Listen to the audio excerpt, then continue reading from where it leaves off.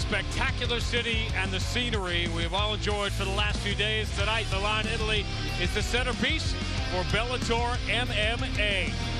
As we move inside the Allianz Cloud, a building with a lot of history of its own. We're going to make our own a little bit later on tonight in a fascinating main event between the Bellator stalwart Adam Piccolotti and a newcomer and one of the biggest mysteries in European MMA, the big-time free agent signing, Mansour Barnaoui.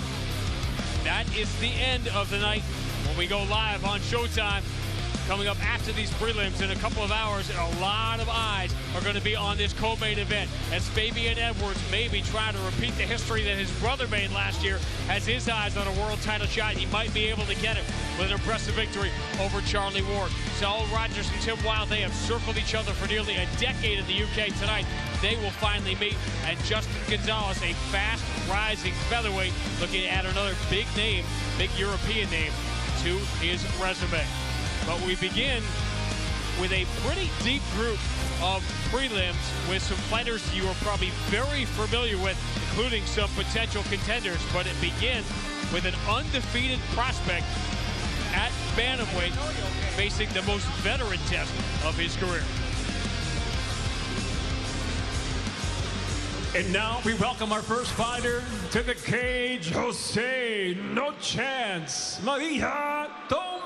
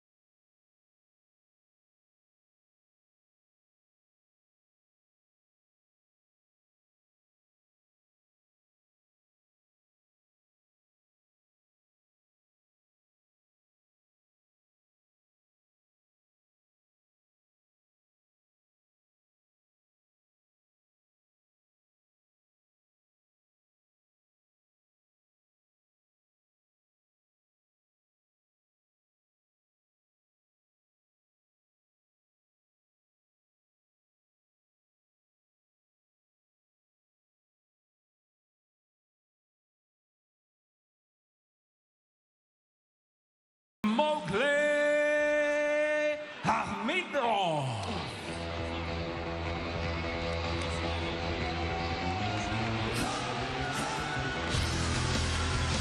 On the other end of the scale, an undefeated fighter, still very young at 25 years old. And we've said this a million times in MMA, you don't know what you don't know until you face the real test. It's hard to gauge an undefeated fighter. It is, and when you take a look at the competition that Hamidov has faced, he's faced some good competition, but nothing that has been of the level of the people that Tome has fought. But this guy's wrestling is outstanding. His jiu-jitsu is good. He gets to the top position fast. He does a lot of damage on the ground, but he's facing a black belt, a guy that's been there before. This might be a different experience. The contrast will pop off the screen in the tail of the tape. As simple as it gets, you're looking at it. Age is a big difference, but 13-0, undefeated record going against a incredibly experienced 40-9.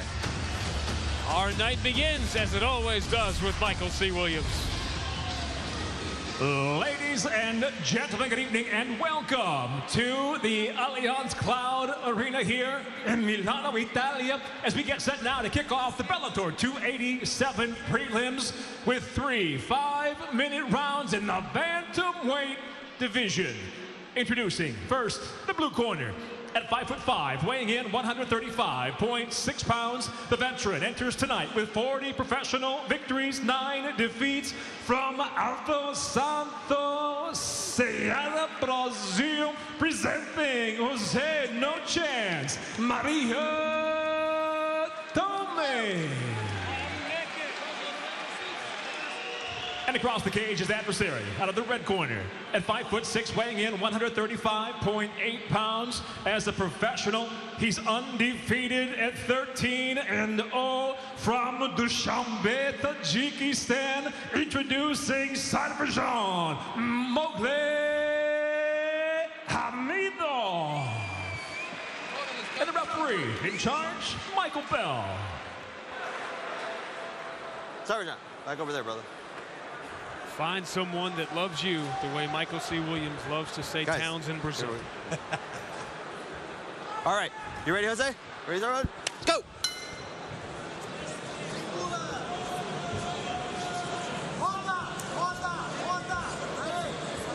How long does it take a young fighter to realize he's in with someone who has got a lot more experience? You know what you really, the things that you find out is to have a guy that's got a lot of experience you go up against for the first time, and he'll pull little tricks that you go, I shouldn't have gotten hit by that. I shouldn't have been hit by that. And then the last thing is sometimes you'll hit them and they just kind of snort at you. And when they snort at you, you go, oh, man, this is going to be tough for that time. Extremely high-level training partners here. Hamidov trains with Peter Yan. Jose Maria Tome with Henry Cejudo. They've been around. That right has found a home, and the more you see someone shake it off, the more you know it connected. That's a really nice front kick. He's been throwing up the middle. It's good range, and you can see the difference of his range compared to Tome's right now. Some younger fighter. Oh! That's a big shot, and we're done. That is what a body shot will do. And he set that up with those front kicks. That's exactly what it was. You saw that he was the one that was able to establish the range, and he was throwing the kicks, all different levels. Landed that beautiful body kick. Outstanding job. Oh, that just landed right on the liver, and you see the delayed reaction is the giveaway. It is a total, because it's almost like I can. No, I can't. And the legs go away from you. Nothing that Tome could do right there. He is done. His body is shutting down. Perfectly placed kick. That's what it's all about. 14-0. That liver kick is like the stub toe times 100 when you... Did that happen or did it? Yeah, that happened. And Hamidov passes the test with flying colors in a minute. 101 KO, body shot.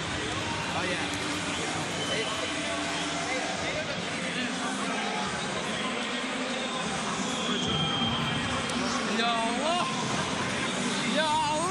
Not bad coming into your Bellator debut. 1 minute in, KO, body kick. And you kick off, literally, the prelims doing that, and it's almost like throwing the mic down and saying, good luck, everybody. The gauntlet has been cast.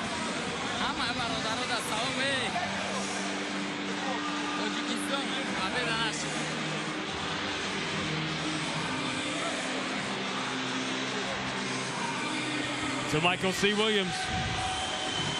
Ladies and gentlemen, inside the Bellator cage, it comes to an end. 1 minute, 1 second. Round number 1 for the winner by TKO, still undefeated Azerbaijan, Hamidov. Hamidov puts his stamp on his Bellator debut and a stamp on the liver of Jose Maria Tome, a 61-second TKO to stay undefeated at 14-0. And just the start of things tonight as we say hello for the first time to Amanda Guerra. Hello, Sean. Just to start, but this crowd has been absolutely insane. I feel like we've been here for a while now. We still have a ways to go.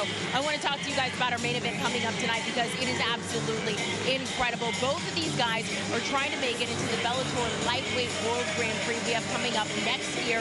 The winner of that gets $1 million. And both of these guys, if they win tonight, they think that they're into this tournament. We have Adam the Bomb Piccolotti, Mansour Barnaoui, but these two guys coming from completely different directions. Adam Piccolotti, he's a 13-time Bellator veteran. He's won 4 of his last 6. He's a Brazilian Jiu-Jitsu black belt. We know Adam Piccolotti. The world does not know Mansour Barnaoui, but he is one of those fighters who could be massive. I keep calling him sort of an enigma. He'll show up, he'll become a promotion champion, he'll win a tournament, and then he'll disappear. The last time we saw him 3 years ago when he won another tournament for $1 million. So we'll see what he's got tonight. Back to you, Sean.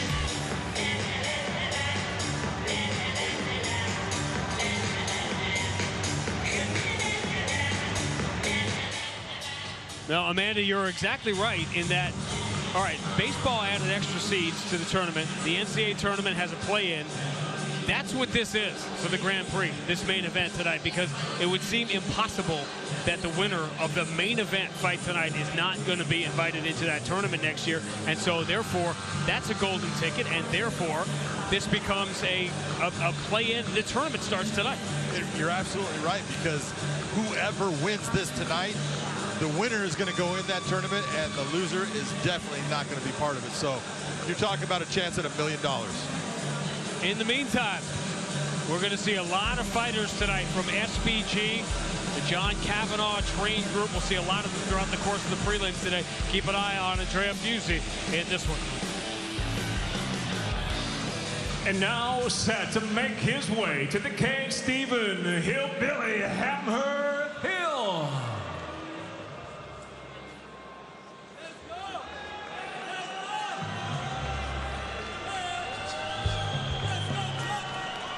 It feels like you got a head start when you come in with a great nickname like the Hillbilly Hammer, which Stephen Hill does. Even better when you see with those, you see the numbers there. Every fight, every amateur fight, every pro fight, he hasn't gone near to go in the distance yet. No, not at all. And every one of those, as you pointed out, every one has been a finish, never gone to the judges' scorecard.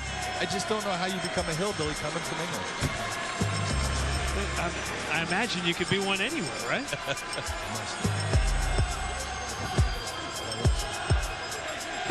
And now, please welcome Andrea in the Barnaoui Fusi.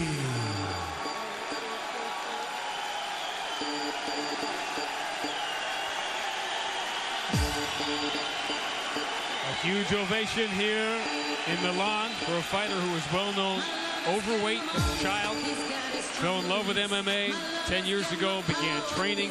It's not an uncommon story, John, to hear people who later became professional fighters, very successful ones, who took up the sport almost as a hobby, almost as training, almost as a way to be in better shape and to have a better life. And it opened up this, a light bulb sometimes goes off. And here is Andrea Fusi in his 15th professional fight. No doubt about it. You know, a lot of people, Khalil Roundtree will be fighting later today. 330 pounds, goes to the gym to just lose weight, becomes a fighter, becomes a great fighter. The same thing with Fusi. I've watched Fusi fight many times. This guy is durable, tough. He loves the ground and pound. The real question is, does he want to be on the ground with Stephen Hill? Let's check out the tail of the tape. Take a look at that reach difference, 69.5. Fusi is the brawler. Stephen Hill, 73-inch. That is a nice, almost 4-inch reach advantage. We'll see what he does with it. To Michael C. Williams. In the States, joining us live on YouTube at both channels, Bellator MMA and Showtime Sports. As we get set now for our second fight here at the prelims, we'll go 3 5-minute rounds at a contract weight of 181 pounds. Introducing the blue corner at 6 foot, weighing in 179.9 pounds. His professional record undefeated at 5-0. He fights out of Hastings, England, Stephen Hillbilly Hammer Hill.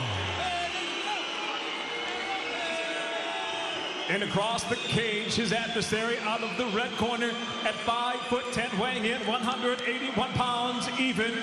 As a professional, he's 8-6. He fights out of Erba, Italia, presenting Andrea in the Barnaoui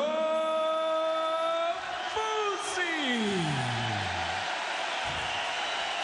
And the referee in charge, Michael Bell. Steven, stand right there, brother. Can you say home court advantage? Andrea, stand right there. There might be a little bit of a disadvantage here with the crowd. First round, you ready, Steven? Ready, Andrea? Go! Every camp can be different with a whole variety of fighters, but give me something about SBG that puts a stamp on the fighters who train there.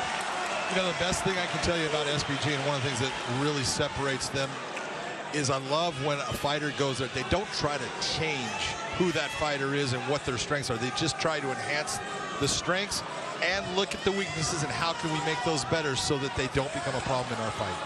That's a good camp. That's why SBG is where it's at. When you have a leader like John Kavanaugh, that is everything. Because everyone that trains it, they believe in him. They understand that he cares, and they understand that he knows what he's talking about. Stephen Hill's got a beautiful double unders right here. He's just looking to sweep that leg to the outside and sweep him back. Bring him towards the right. That's where he takes him straight down. Was that harder because of the size difference? It is harder because of the strength. There you can see when he's got those double unders, he's got the leverage advantage.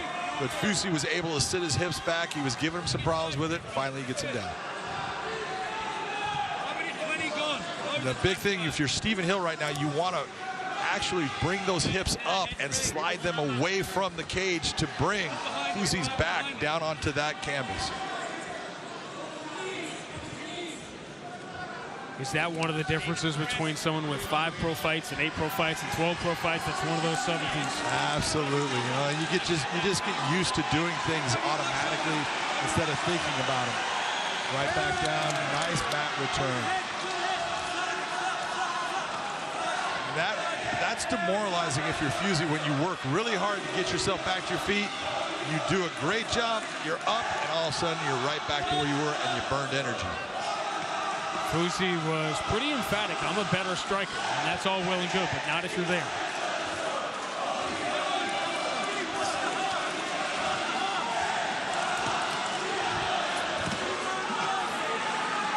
One thing the ground definitely does, it takes away the advantage of height, reach, weight even for a lot of fights. Once it gets to the standing position, it all comes back. Loaded question with an obvious answer, but are you seeing over the years and decades the grappling and the wrestling in the UK getting just progressively, is it not just dimensionally better? I mean, leaps and bounds ahead. There was very few guys in the beginning, Ian Freeman was the guy that was one of the first ones out of the UK that actually, tried to wrestle a little bit with it, and then guys just kept getting better and better. And, guys like Michael Bisping, not a wrestler throughout his career, a real good striker, but used defensive wrestling to keep himself on his feet throughout his career and became outstanding with it. And there were guys that just could never get, Paul Daly had Hall of Fame talent, but against a wrestler, it was his kryptonite. And you look, if Paul would have been able to have the skill set that he ended his career with from the beginning, boy, what a difference there would have been. Because he had power to knock anybody out at any time in the fight. Well, you saw some scary ones up close.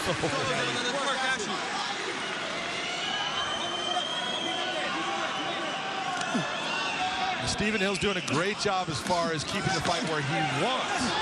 But Fusi has been very good at just frustrating Stephen Hill. There hasn't been those moments where he's felt totally in control. Even when he gets him to the ground, the back goes against the cage right away. You see him trying to get there again right now. He really, at this point, turned that position. Very good. You see how he turned the position to get his back to the ground. That's being intelligent. But look at what Fusi does. Right back, because he gave that space. You can't just put him there and think that it's going to stay. You've got to make sure that you put him where you want before you decide, I'm going to start to change this position. Smart round here for Stephen Hill. 10 seconds of toe-to-toe and said, nope, level change. Let's go back to where I was in control. Fusi trying to sneak his arm underneath. He is, but he's take a look at where that's at.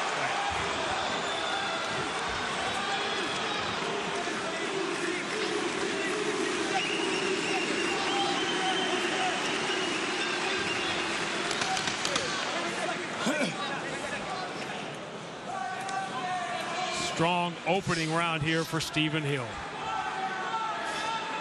Time.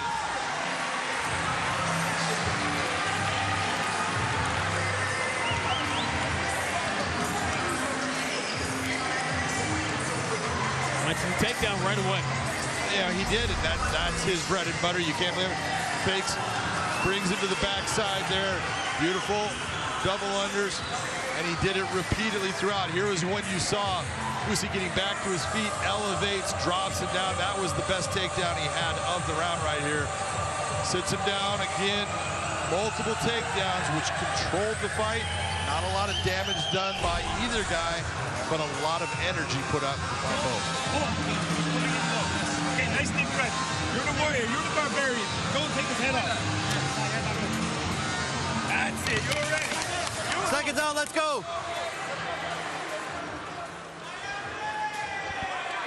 Andrea, stand right there, brother. First round to Stephen Hill. First round goes to Stephen Hill.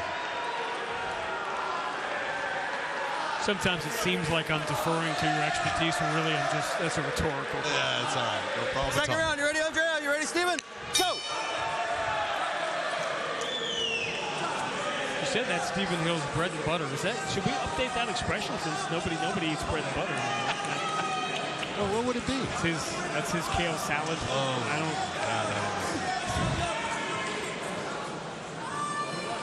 You heard in the corner John Kavanaugh telling Fusi, hey, you got to get after him. I need you to go after him. Let's get into him. Let's hurt him. And Fusi's got to start putting Hill on his back foot like you're seeing right there. That's exactly what his coach wanted to see. Now he's got the double unders.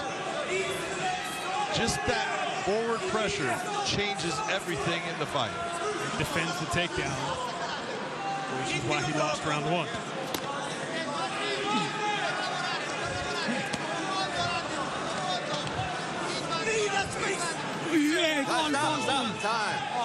Time.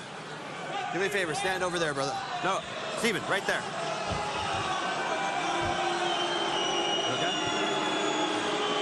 There's really no I'm sorry that's good enough. There's no Hallmark card that covers.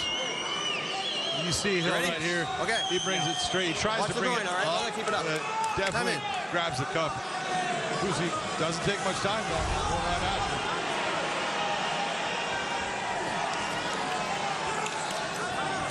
One of the things you want to look at what Fusi's arms are. Look at when he's throwing his punches. He's kind of pushing them out there, which is telling you those arms are getting heavy from all the lactic acid from using them to try to stop those takedowns. Fusi, a couple of times, he's sort of hunting a guillotine that is not there.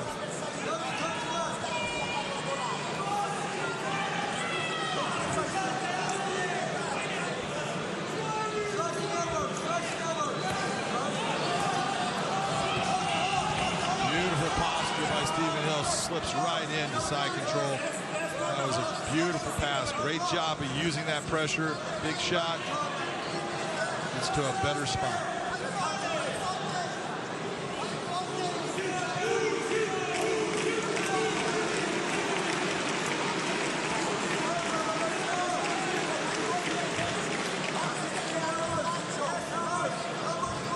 And one of the things you want to look at if you're looking at Stephen Hill, where he's at, his right arm, he's got the underhook on that side. Fusi is actually grabbing the head. That is going to keep him on his back. He's going to have to dig for that underhook to try to start to move Hill. Got himself back to a half guard. Hill's able to posture up at any time he wants it. Shoulder strikes, elbow strikes. This is interesting because Hill doesn't necessarily want him to get up. And it's one of those when you watch him, so why are you doing it? But he's got the feel. He's in there and he's got the idea of what he wants to do. Looking for a hook here. Needs to get that. He's just got hip pressure. At least he got the right hook in. Left one still out. He stayed low there for a second. Looked like he was going to be too high. Nice job of turning him down. This is the equivalent of taking what the defense gives you. And this is nothing but what we'll call a heavy hip ride. Yeah. But it's not easy to stand up in that position when you've got a man on top of you. Back to side control.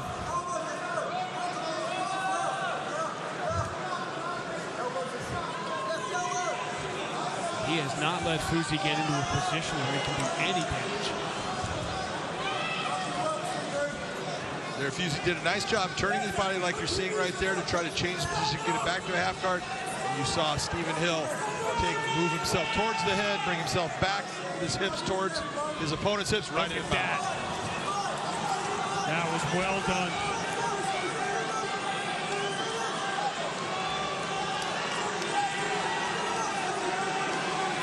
Lost back, though.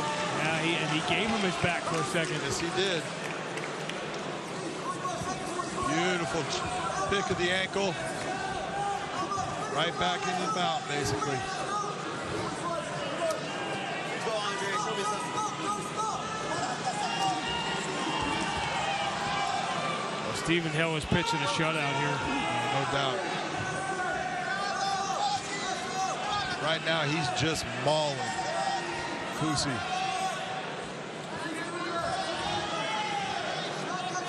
Going into round 3, John Kavanaugh is going to have to tell him not what he wants him to do, but what he's going to have to do. First thing is get through these last 12 seconds.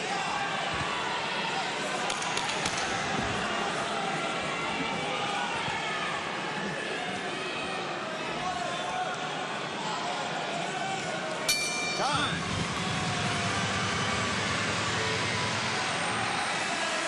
Hey, you all right?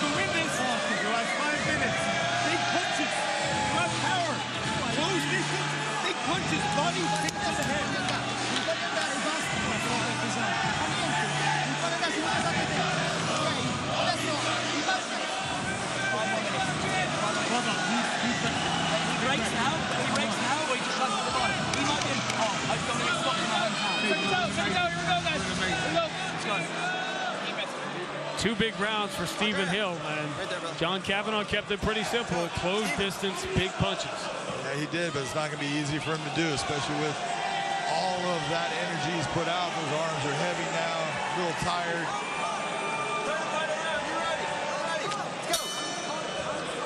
If you're Stephen Hill, you got to look and say, man, you beat him up, you've worn him down, now you got to finish him.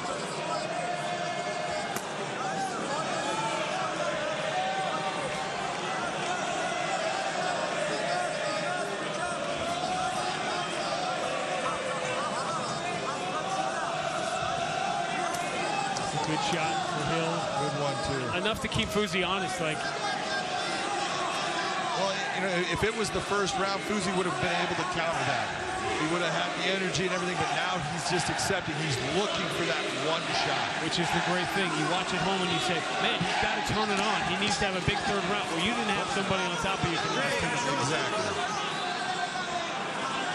Usually, or maybe you did. I don't know what's going on in your house, but my point is that it's a different. You know, usually when you're looking for that one shot, it never comes because there's never that perfect spot. Oh, that was a nice clean body shot. The left hook.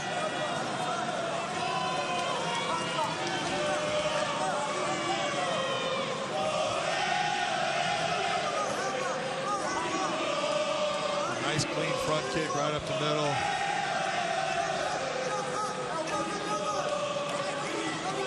Remember when Hill has been in complete control, but remember what I said at the start, he has never been close to going the distance.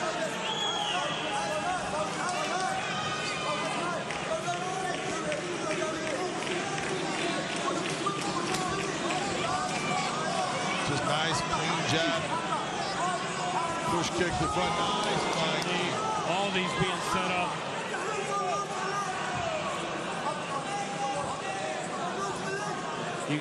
Fusi is visibly frustrated at his inability to get inside here.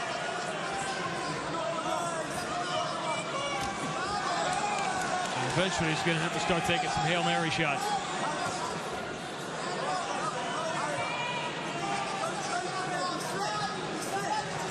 Well, Fusi has a chin. We've seen it in his prior fights. He had a war with Walter Puglisi. I mean, they hit each other with bombs. But when you get tired, it is not an easy thing to fight someone who has been beating on you for, like you said, now 12 minutes, we'll say.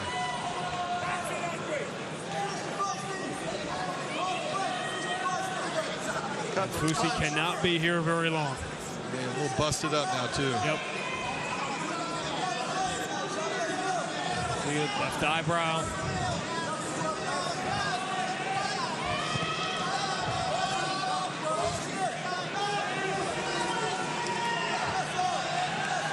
Sometimes you look at a fight and say, why didn't this guy do this or that? Well, it's because the other guy was beating him senseless. And it was ahead of him at every step. And you tend to not look at how impressive this performance has been from Stephen Hill against a veteran guy. And now they're both slippery. It's not easy to hold on to someone. Nice job of sweeping the leg out. He's got that back position again. He doesn't, at this point, he's only got the one. It's not even a hook position. Now it is, but he needs to, instead of sitting here and just looking for the position, start opening up. Make Fusi move to where you can apply that submission.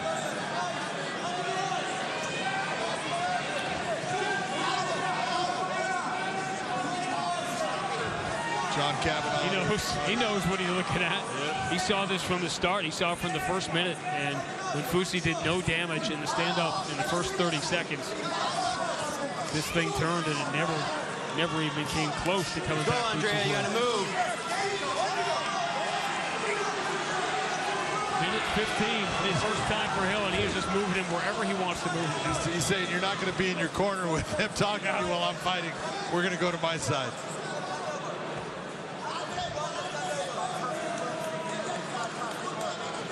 Talk about fighters that move the game. He literally moved the game.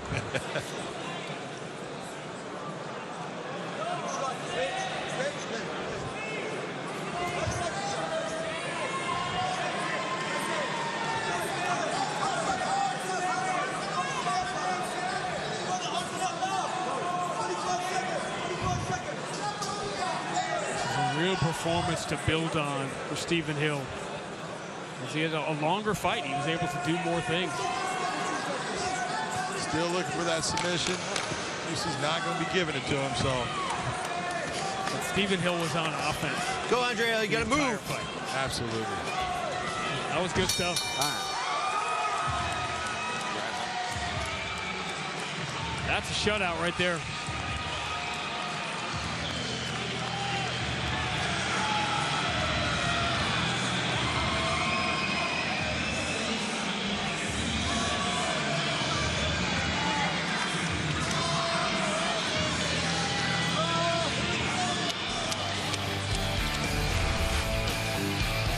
Take a look at the shots that Fusi took. That was a big right hand right on the chin. And once the fight really started to go, that little bit, that beautiful body shot hits the leg, and he just started picking him apart. Anything that he did, it was working. He was able to take him down, get that back position. Just a bunch of volume shots that just add up after a while. A very, very clean and crisp performance by Stephen Hillbilly Hammer. I love the nickname. It's a strong one, and so was that performance.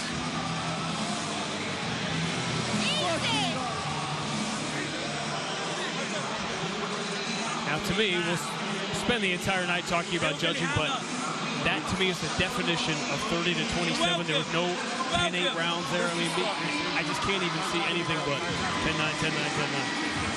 I agree with you completely. But as you know, and I know, we never know.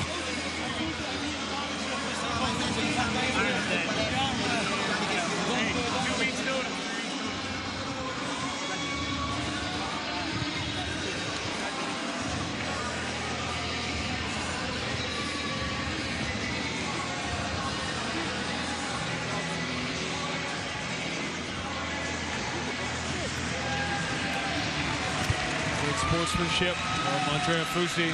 He wants his fans to salute the effort of Stephen Hill, and he earned it.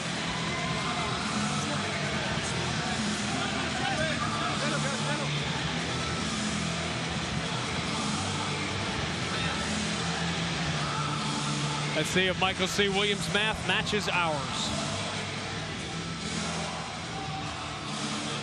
Ladies and gentlemen, having gone the distance, we'll go now to your judges at cage side. Your first, Jacob Montalvo, 30 to 27. Your second judge, Brian Miner, scores it 29 to 27.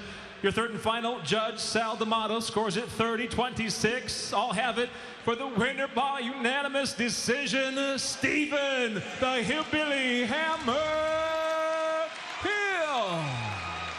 Got some 10-8s in there. To me, there was never a moment where it looked like the fight that Fusi was going to be beaten or the fight was going to be stopped. But no, to me, there wasn't any 10-8 rounds, but there was never a round that I thought Andre Fusi won either. Someone had to give him one. Dominance is dominance, and no matter the score, that was a shutout pitched by Stephen Hill, who goes to 6-0. Coming up, 10 o'clock local time, 4 o'clock Eastern time back in the U.S. We go live on Showtime. All eyes on Adam Piccolotti and Mansour Barnaoui in the main event. Justin Gonzalez is going to open this event with a fight that I think is really important for him. Final fight of his contract, coming off a win, but not an overly impressive one. No, it wasn't, but it was a great win, but it didn't against a supreme athlete, yes. Super fast in Kai Kamaka, who's only getting better as a fighter himself. So nothing to take from that. I thought that was a good win. The real difference here is Andrew Fisher's a technician. He doesn't have the speed or the athleticism of Gonzalez, but he's a technician. So is Justin going to fight a smart fight? That's who we're talking about now. But Amanda, when this night is over, is Fabian Edwards going to be the guy we're talking about? On this one as well. All eyes, I was saying, need to be on our co-main event as well. Fabian Edwards going up against Charlie Ward in this middleweight bout. Fabian Edwards, as you mentioned, is a title shot next for him. He is number 2 in the rankings. But Charlie Ward, this is going to be the toughest test of his career. He is now 41 years old, but he thinks he can still be the best in this division. We have seen guys win titles at 42 and 43. He thinks he can do it. Fabian Edwards, a win very well may likely mean that his next fight could be a title shot. That is what he is working toward. Fabian Edwards, the younger brother of Leon Edwards, who of course just won his own belt by beating Camara Usman there. Fabian says it has been their life goal to be champions at the same time, and he is so close to that. Leon is going to be in his corner tonight. He says his brother knows exactly what to say to him. He calms him down. We cannot wait for this co-main event. Back to you. All right, Amanda. Fabian Edwards was once a can't-miss prospect who is now on the verge of a title shot. Another can't-miss prospect we know is Luke Traynor. And we talk about fighters being undefeated. Well, Luke Traynor is no longer undefeated as he heads into that first fight back after the loss, which is always fascinating.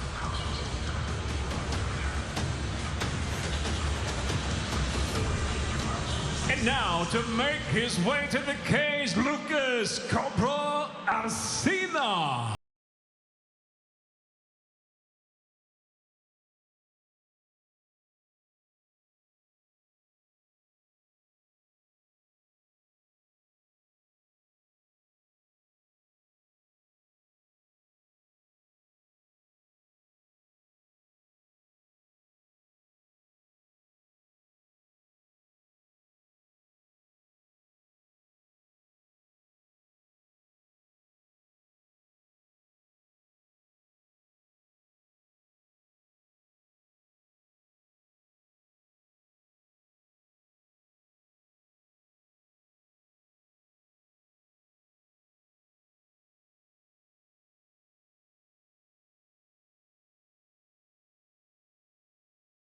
The Jet Trainer.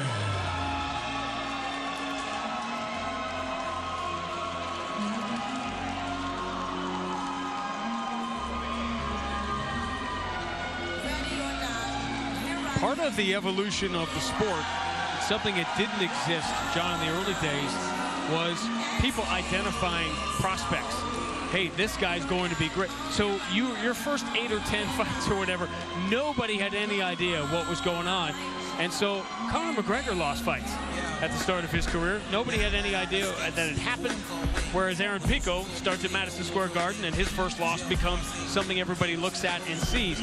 Luke Traynor finally had his first loss well after eyes were already on him. Well, eyes were on him because this kid has got it. First off, he's just a dynamite person outside the cage. Everything he does, him and his father, he's fantastic. But the skill set that he has inside the cage is quality. He has got great trainers with Ashley Grimshaw and Brad Pickett. He does great work on the ground when he gets there. The real question is how comfortable he is in the stand-up. Let's check out the tail of the tape, and the Luke Traynor size is going to hit you right away. Real simple, 26 years of age compared to 36, and look at that reach of 81 inches for Luke Traynor. That's a sizable advantage. We'll see what happens. To Michael C. Williams. Tonight here in Milan, the prelims at Bellator 287 continue as we go to the light heavyweight division. Scheduled for 3 5-minute rounds. Introducing first the blue corner at 6'3", weighing in 204.4 pounds. His professional record, 11 wins, 3 losses. Hailing from Buenos Aires, Argentina, presenting Lucas Cobra Alsina. And across the cage, his adversary out of the red corner at 6'6", weighing in 204.8 pounds. As a professional, 5 victories, just 1 defeat out of Stevenage, England. Introducing Luke the Jet Trainer. In charge, your referee, Jaron Bellel. John referenced it, but many of you know the story of Luke Trainer and the work he has done fostering children. It is extraordinary to find a human being at this age, by the way, John. That's the thing. It's forget the fact he's a pro fighter. At his age, to have his head on straight the way it is. Coming off the loss to Simon Bong. How did that fight get away? It got away based upon Big front kick, double change, explodes into the takedown. This is exactly where Luke Trainer wanted to be in this fight against Alsina. He has a distinct advantage on the ground, so worked out well for him. But if you're taking a look at his fight against Bong, everything that worked for him before didn't work, and he didn't have a backup to go to. He kept trying the same thing, and then he got tired. And that happens with a young fighter. They burn themselves out. He burned himself out in that fight. You got to learn from it. He says he has. We're going to find out right now. We're going to see Simon Bong a little bit later. But always fascinating to see what happens. Some fighters come back much stronger. Look at what happened to Austin Vanderford. Beautiful job of grabbing that Darce right off of that big shot. Can he get it from? Yeah, I was going to say, can he get it from here? You better believe he can. Especially with that leg hook, there's a lot of pressure. He's trying to lock it up. He lost it. Yep, he did. Had it for a second. Got the hook in, but you saw how physically strong when he ratcheted that Darce in that position and just forced Alsina down. It shows you the strength of Luke Trainer. Alsina trying to stay safe, grabbing the hands, grabbing the gloves. Don't grab inside the gloves. And that is why you can't do that. You heard Jaron Varel remind him of the rule. Alsina right here just trying to keep those hands away so he can protect himself. Once one gets free. This is when you're saying, how much time is left in the round? Nice job of the setup by Luke Trainer. It's going to be over. That choke is in. Yeah, It's done. in deep. He's turned him, he's hooked him, and we're done. That was a masterpiece. And Luke Trainer is back. And that's what you want to see when you're talking about a fighter coming off of a loss.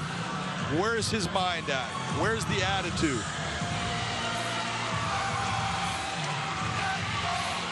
Well, you can see the attitude right there. Because he's the one who has to live with the loss every night when he closes his eyes until this moment. And this is that release when you finally, you know you're better than that, but you gotta wait to get back in the cage and prove it, and he did. And take a look, right here, beautiful front kick. You see how that snaps his head back, and he goes right after him with it. He knows he got stunned. Now's my time to get inside without being hurt myself. Beautiful job by Luke Trainer. Ends up taking him down, and then when he decided to go for that neck, it was a beautiful transition. He's pounding, you see the hand come up, and he slides his other hand. Once his hand comes free here, he just reaches it through. And when he reached through right here, he gets a hold of that neck, and he locks it up quickly right there. And that was all she wrote. That was on tight. When you got a big man that is strong and has a squeeze, even if it's not under the chin, Sean, that will dislocate your jaw. He will drive that joint back to the point you can't take the pain. We are 3 weeks away from Vadim Nemkov and Corey Anderson, who's going to be a light heavyweight world champion, who's going to need to know that the next generation is starting to line up behind them. And it's going to include this face and this name. To Michael C. Williams. Ladies and gentlemen, the tap comes by way of a rear naked choke, officially 1 minute 54 seconds, round number 1. The winner by submission, Luke the Jet Trainer. 6 wins for Luke Trainer, all early stoppages. He is back on the winning track, and we are back on track, headed towards a huge main card tonight. Amanda's got more. Sean, thank you so much. I want to talk about our second fight on our main card coming up tonight. We have Saul Rogers going up against Tim Wilde. These are 2 guys with big personalities, and you can better believe there are going to be big fireworks in this one. Both well known in the UK. They've been circling each other for the better part of a decade, and they finally meet in the cage tonight. Now, Saul Rogers, freakishly strong, believe me. He was showing off his biceps. I think it made Big John a little jealous. That's okay.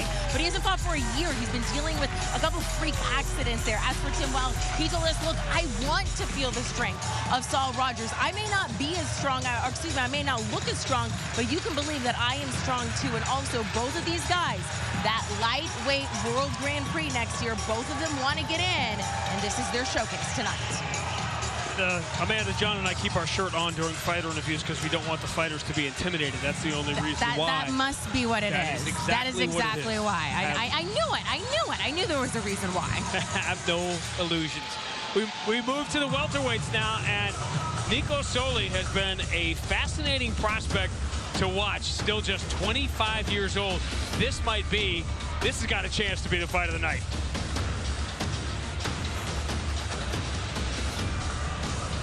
And now, to make his way to the cage, Camara.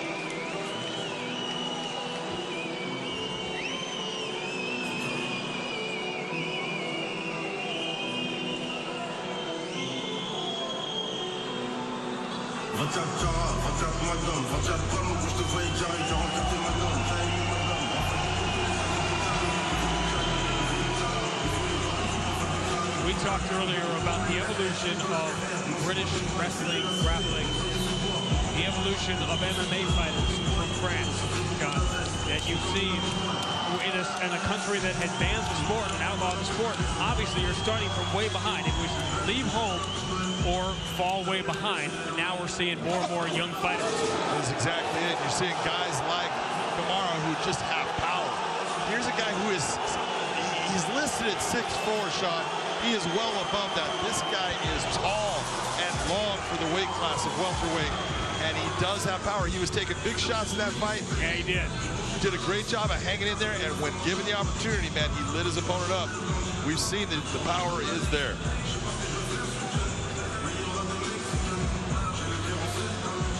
And now we welcome the Monkey King, Nicola Solli.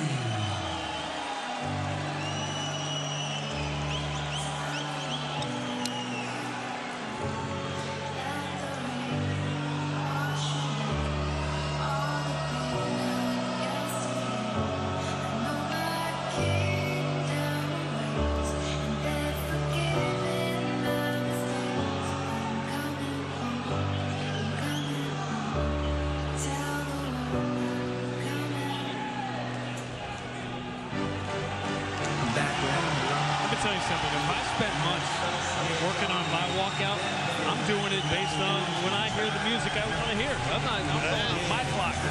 And Nico Solli has waited a long time to fight at home. This is a big moment for him. He is so happy to be fighting back at home in Italy.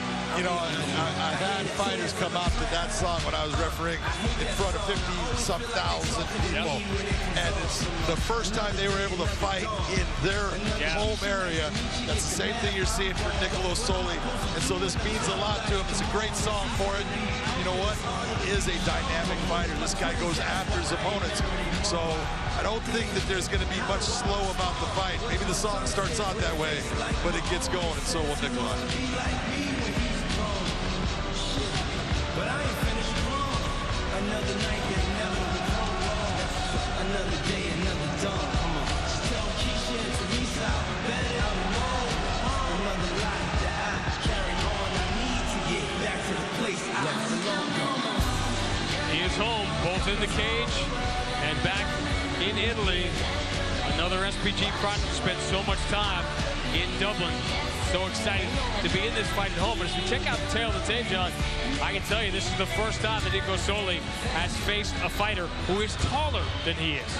No doubt about it, man. You look at this, and I'm being honest, Solli at 6'2" and everything. Look at the reach difference. Yep. 71.5, 79 for a Camara. That is a huge reach advantage. So Michael C. Williams. For those joining us tonight across the UK live on BBC iPlayer, we welcome you here to the prelims as we go now to 3 5-minute rounds in the welterweight division. Introducing the blue corner at 6'4", weighing in 170.9 pounds. His professional record, 5 wins, 1 loss, out of Paris, France, presenting Camara.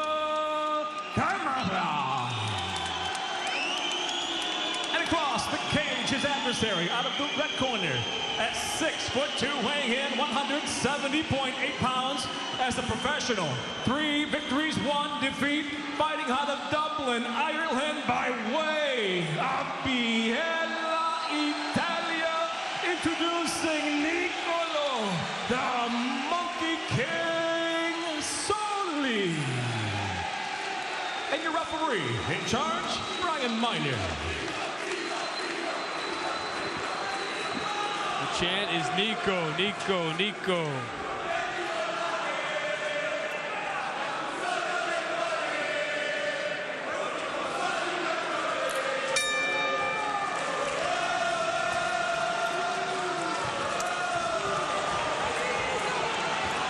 Is there a danger of too much adrenaline in a situation like this? Oh, absolutely. You know, you don't want to burn yourself out, but every time that we've seen Solli fight, he goes after his opponent right away. He wants them to know, I am not going to let up. I'm going to be after you the whole time. So we're seeing, nice grab of the cage there, but we're seeing exactly what he does every time.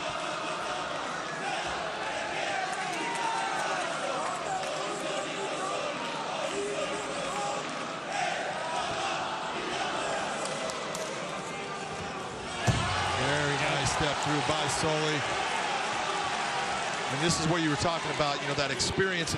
You know, fighters from France, wrestling has not been that big suited, you know, type of element that they're, you know, really good at. They've been trying to catch up. It's not an easy thing to catch up in. It takes time. It takes all kinds of work. And you can see sometimes when it's just a difference in them not expecting the takedown to come when it does. And it's funny because Camara talks about he wants his striking to catch up with his grappling. Right now, he's just trying to catch up with Solli.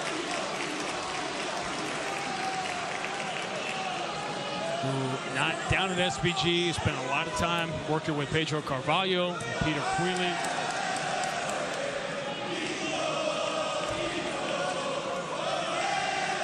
One of the things is you're watching Solli here and you see that he's putting a lot of pressure from the guard down onto Camara's head area and his neck.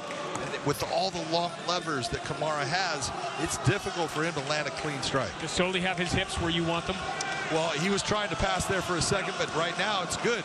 You see he's got the elevator hook. As far as Camara's got that left elevator hook in there, but every time he starts to push, you see Solli sink his hips down, put weight on him. He's in complete control right now of the position. He knows exactly where he wants to be.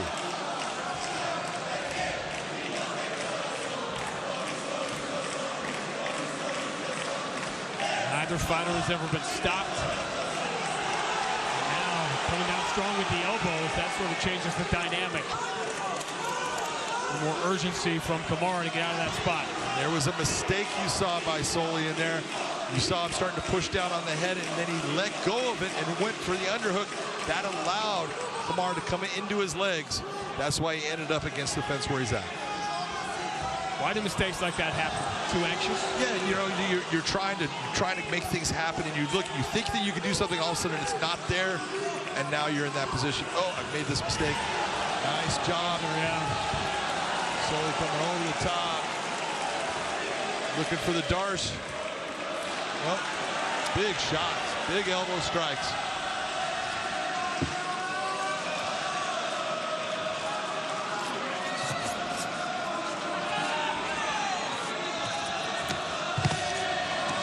Right there, went for the throw. You saw him slip right off. Now Camara has the back. This is what we saw to Camara in the first time we saw him here in Bellator. Is he was getting pushed around. It was almost like, does he allow this to happen, or is this just being forced upon him? And eventually he turned the corner on it. Now we're taking a look. He's got the back of Solli. Solli looking for a Camara grip. That's not going to work for him. We'll see what Camara can do from here. Why is that? Explain to people why that's not going to work here. Grabbing that is great to try to stop something at times, but Camara's been moving himself towards his left-hand side. And when that arm shoots through and your arms are that one side, your whole body is open to be hit by the knees and stuff. Not a good place to be.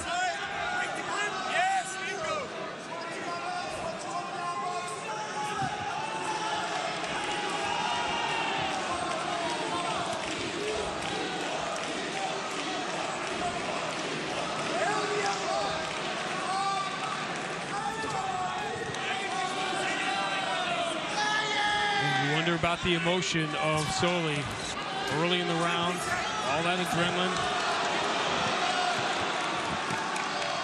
Camara has turned his first round 180.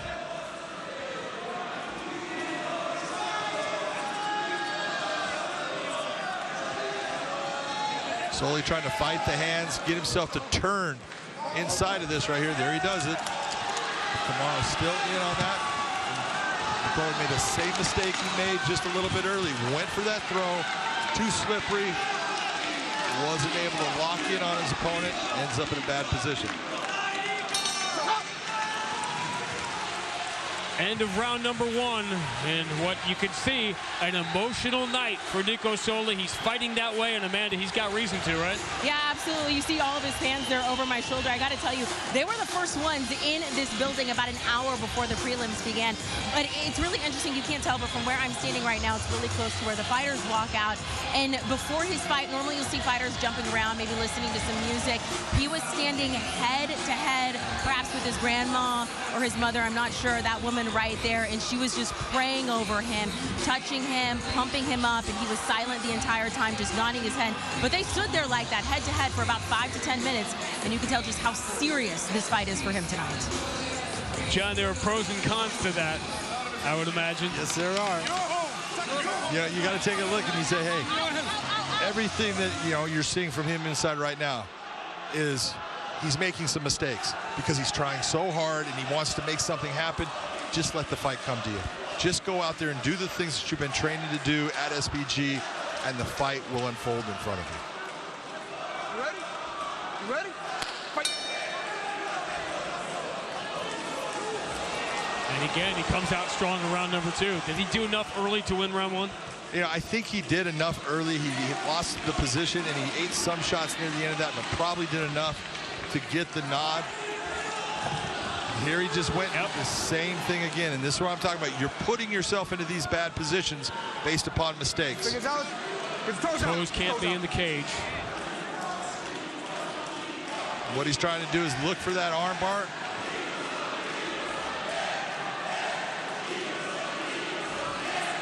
He can't get that. There comes up the arm bar. It's all on. And that's a long lever. Oh, yeah. He decided to pull out of it. So that we have this bird's eye view to see that he might have been closer to having it than he may have realized. It might have been that he felt the arm slipping or anything like that. That's a big difference, and that would be smart of him. Once he feels that slip, don't try to stay with something you don't have.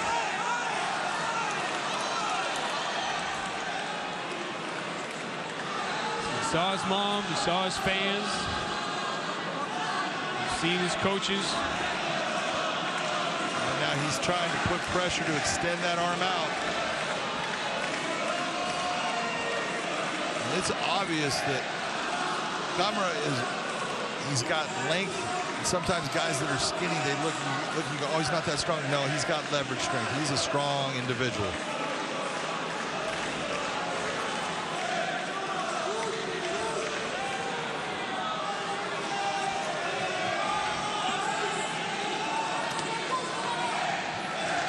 has him in the spot much earlier here in round 2. Now he can go to work.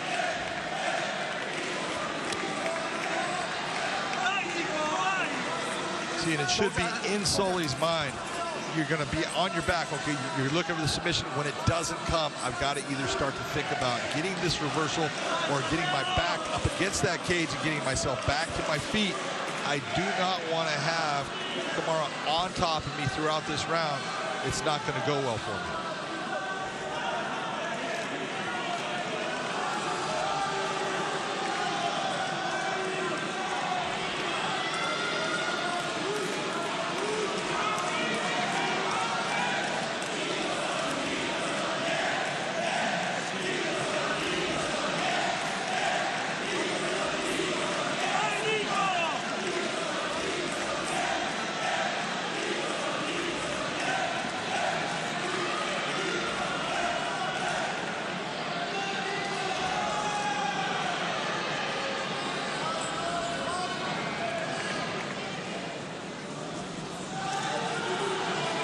Is this all defensive from Solli here? No, it's not. What he's trying to do is he's working at that arm. He's changing the angle on this. And if he can do a couple of things, is getting past that right arm, he can take the back. But with the cage where it's at, Sean, he's got very little chance of that happening. Toes again in the fence.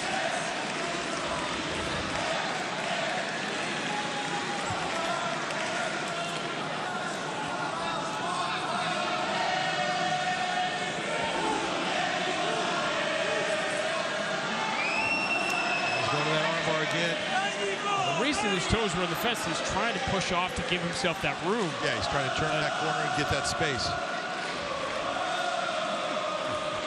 Well, Camara has pushed him and kept him in this phone booth virtually the entire 5 minutes.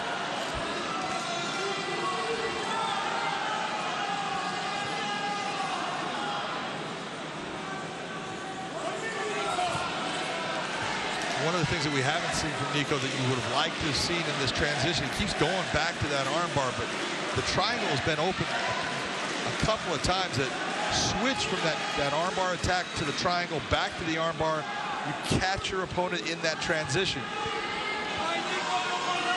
Because we haven't seen a lot as far as, you know, if you're looking at Camara being on the top position, he hasn't done anything. He hasn't really done any damage. He's landed a couple little elbows, but he's been defending more than he's been offensive.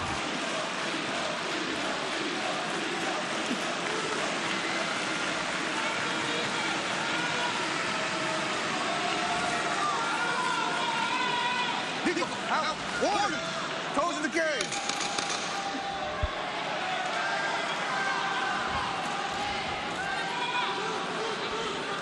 Going after the armbar again. Way too late.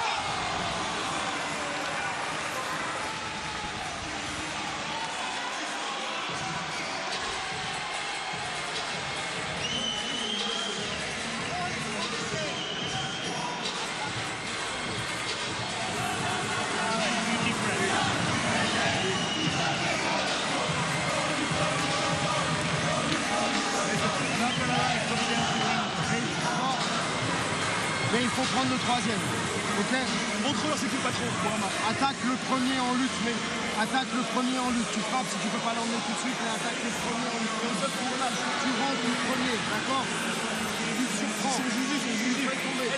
Genre mélange devant, espace que j'ai fait faire. How's your French? Not very good.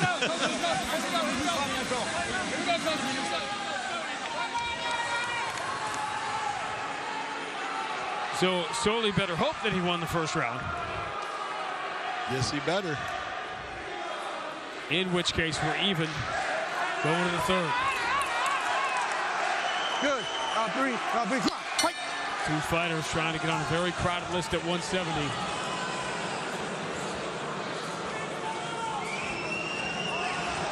Both 25 years old. Both have been impressive. And they're early Bellator fights. Solli came out with a lot of emotion. Started the first round quick, started the second round quick. No shot. Nico, right there. Right there. Nico, right there. Hey. Brian Minor's not having it today.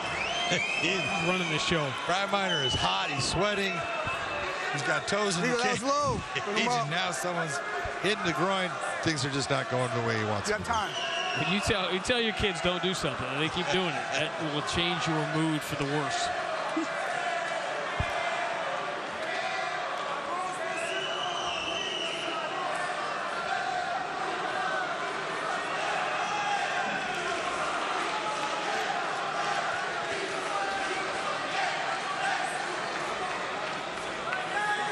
Okay. You ready to go? We've had this conversation before about it's counterintuitive, but fighters tend to want to go back maybe before they should. Absolutely. Many times a guy will force himself back based upon, he's in shape and he doesn't feel his opponent's in as good a shape. So they'll go back even before they should, just to try to keep an advantage that they believe they have. On the feet, though, if you take a look, you see that was a beautiful, nice uppercut by Camara right there.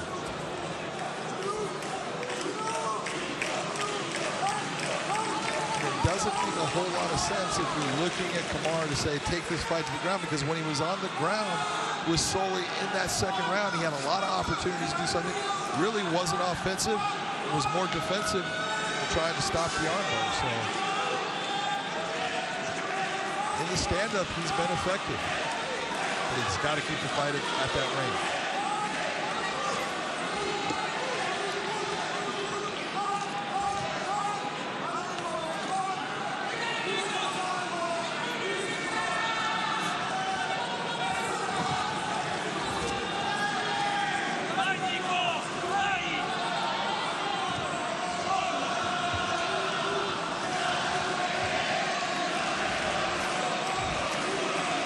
With the double unders, he's been very content to take control. I would say from about 3.5 minutes into the first round until now, it's been his fight. It probably wasn't enough to win back the first round, particularly with the crowd going so crazy over Solli at the start. But you got to figure, this isn't an even fight. You have got to show the judge that you deserve this last round if it ends up going the distance, and you don't want to be in that position where all of a sudden he lands a couple good strikes. That's the difference maker in this fight. Yeah, this one is very much up for grabs here as we move to the halfway point of round 3, and the majority of it has been right along the fence. Go.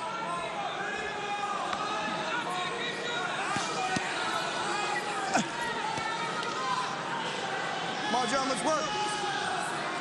Solli talked about never having fought anyone taller than he is. And so these are all different angles he's working with. Yeah, and the real difference is Solli he's used to doing things a certain way, picking people up, how you can lift and elevate them to get them to the ground. None of it's working against Camara at times based upon his toes are dragging on the ground. There's a friction there. It's just different fighting a guy that's got that much length.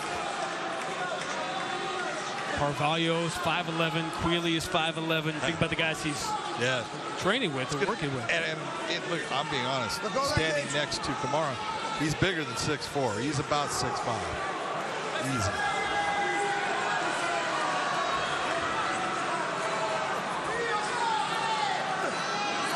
Break. Let's go. Break up. Break up. Let's go. Come on. Right. Told you he wasn't having it today. Not my cage. And again, this is exactly what you talked about. Solli trying to steal this last round by landing some shots, getting the crowd involved. Trying to take the back now. And this is the nightmare for Camara, who's been in control for so much of this fight. But if Solli can have a big final minute here and be on offense, that may be enough to steal it. So right shot, here he goes, locking in the choke. We'll see if he gets it. That's deep. It's tight. Camara not giving in. Nice job. Solli still in a great position to do damage here. He's trying to free his leg. And again, if you're watching this with no sound, no crowd, no nothing, you may be seeing it and feeling it differently than live in the building.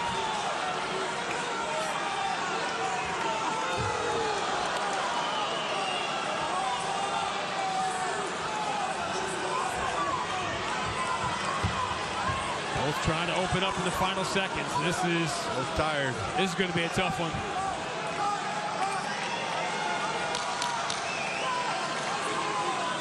The long stretches of control, is that what's going to decide it, or was it the flurry in the final 90 seconds from Solli?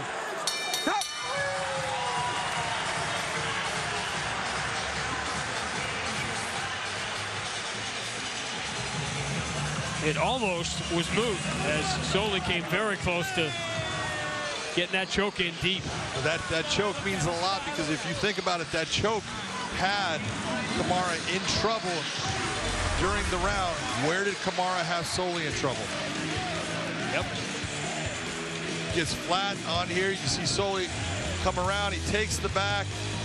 Camara stays there, and then he gets the choke on. Now, he gets out of it, but it's the same as you being hit by a big shot and not getting knocked out. That's great, but it's something more than what you were doing during this round, and so that might be the difference maker in who wins this fight. Camara held him along the fence for 3.5 minutes, had positional advantage, but what Solli did didn't last very long, but it was an attempt to finish the fight, a couple of shots, and again, they have a very proud mom either way. But let's see if her son Nico is going home with a win. Or staying home with a win.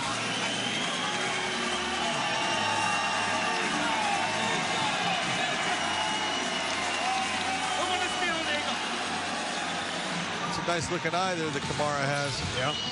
See the damage that was done.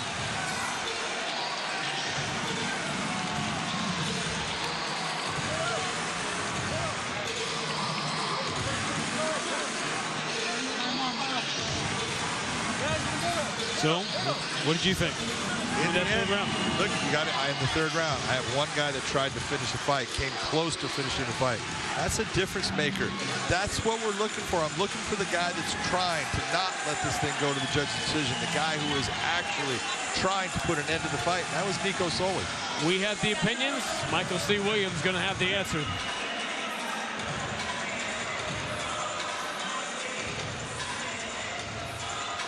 Ladies and gentlemen, having gone the distance, we'll go now to your 3 judges at cage side. Your first judge, Jacob Montalvo, scores the fight 29-28. He scores the fight for Solli. Your second judge, Sal D'Amato, 29-28. He scores the fight for Camara. Your third and final judge at cage side, Michael Bell, scores the fight 29-28 for the winner by split decision, the Monkey King, Nicolas Solli.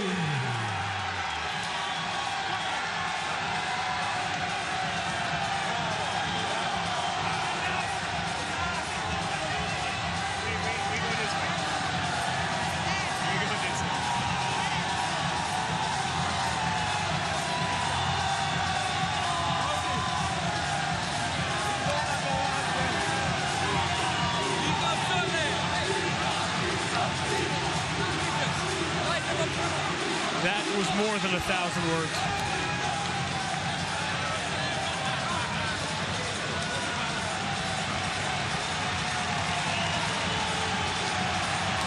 By a single point, and probably, as you said, John, by that 15, 20-second stretch late in round 3. I think that was the difference maker. When you're taking a look at it, control. When you're looking at the judging criteria, it's about the striking or grappling, which took place more. Well, it actually was more grappling than striking in that round. And when you look at that grappling, who was the one that tried to finish the fight with? It was Nico Solli. That's why he would get the round. You can go home again, and you can win once you get there. To Amanda. Sean, thank you. He got the round. He is making the rounds there around this entire arena. Let's talk about our main card coming up. I'm not sure if we can beat what just happened, but our main card coming up tonight is absolutely incredible. The very first fight on that card, Justin J-Train Gonzalez going up against Andrew Fisher here. Fisher is the veteran in this. He is 37 years old. He hasn't lost since 2016, but Justin Gonzalez is a huge opponent for him. And J-Train, he wants this one. He wants it bad. He's 13-1. That one loss coming 2 fights ago to Aaron Pico. It's a fight he wants back. He has He's now 8th in the featherweight rankings, but says he should be higher. So he wants to finish tonight with dominance. He's not afraid of some trash talking either. He says, look, I am smarter, I am younger, I am faster, I am stronger. Andrew Fisher, who's an absolute technician, though, I have a couple things to say about that. Sean, back to you. Yeah, and Amanda, one of the things he had to say, and it's interesting to me, John, is that he was saying, everybody's faster than me. Everybody's faster than me. So at that, I know what you're saying. I know he's faster than I am, but so is everybody else. I'm not going to let that be a factor in this fight. Incredible electric moment here in Milan, but Simone Bion, he had an electric moment last time out, as we told you, against Luke Traynor. We'll see if he can follow up with another impressive victory and get his name on the list at 205. Way to the cage, Dragos, the Dragon Zubco.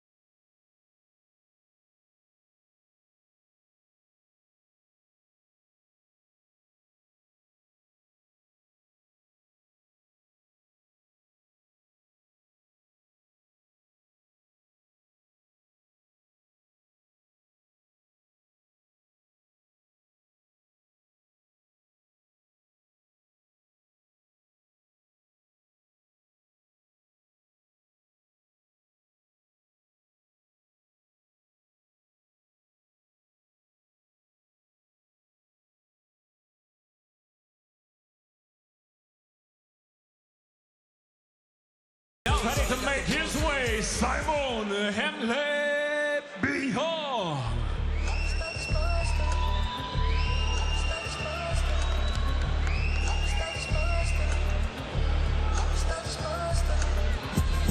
Cameroonian now calls Italy home. Followed up a win in Rising by getting the call from Bellator to be a last-minute fill-in for the big tuna, as it turns out, to fight Christian Edwards. And he gave Christian Edwards all he wanted in that fight. And then, John, last time out, suddenly everyone expecting this Luke Traynor express run towards the top to just keep on rolling over Bion, and it didn't happen. No, it did not. But the one thing when you're looking at Simon Bion, first off, this guy is athletic. He is very strong, very fast. And when he goes, I mean, he throws with everything he has. Sometimes he'll overextend, sometimes he'll make mistakes, but his athleticism gets him out of those mistakes a lot of the time. And when he gets to the top position, he is a menace on the ground, and he goes after his opponent with vicious strikes. Sometimes, you know, there are ones that we go that doesn't have a whole lot of skill to it, but it's still got power.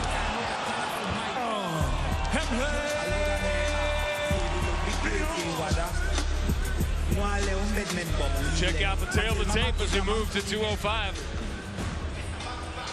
Very simply put, you can look at Zubco, who has fought at heavyweight, a smaller light heavyweight, 72.5-inch reach compared to 80 inches for Simon Bion.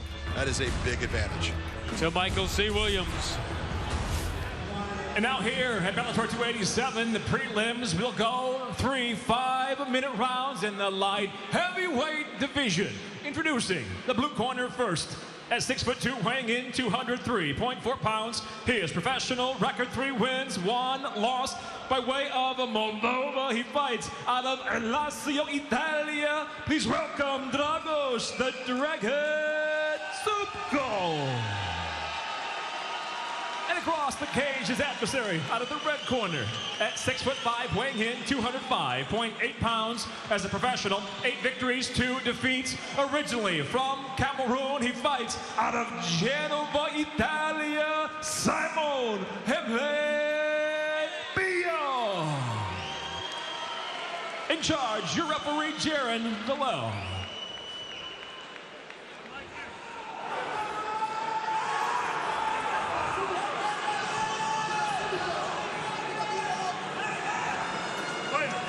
Young, an unbelievable athlete. Can he make up for the time that he didn't have that high-level training early in his career? The win over Luke Traynor is a good start. Yeah, that's a good question, because he came into fighting from being a professional basketball player here in Italy, and so we know that he is athletic. He's just got to make up for the lack of knowledge when it comes to the martial arts and all the skill sets necessary to be effective in MMA. And look what Zubco just did right there. Nice 1-2 combination, nice and controlled. Waited for the mistake by Bong and then attacked. Bong, who's a fascinating guy on a variety of levels, but he said he had the athleticism and the size, as you can see, for it, but he didn't love basketball, and he didn't feel like it was his special thing.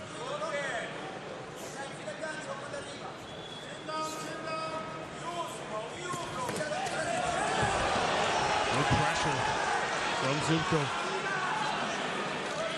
This is where Zubco's going to end up having problems against inside. Bong. Exactly. Beautiful, nice inside trip there. You can see in the stand-up where Bong's having problems with Zubco, and he's lifting his chin up a little bit. That's not good for him. But when it gets to the ground, he does have good base, good balance, and when he postures up, he lands big shots. When you see a fighter who's incredibly talented but hasn't had it, what are you seeing that they did not get training-wise? Well, what you're looking for someone like right here, Bong, needs to get that arm out. Doesn't get the arm out. There's the arm out, and you notice what happens. And so it's all the little things that you watch in the middle of the fight that you go, that's a little thing that you should have known. It should have been automatic from your training, and it hasn't been taught to him. It hasn't been part of what's been pushed into that computer yet. And so they make some mistakes that they have to make up for. He has the athleticism to do that, but against someone like Zubco, he doesn't want to be in certain aspects of this fight. In the stand-up, he's going to be at a disadvantage as far as the technique and the footwork. And at this level, those things have to be second nature automatic, and sometimes they're not. That's it.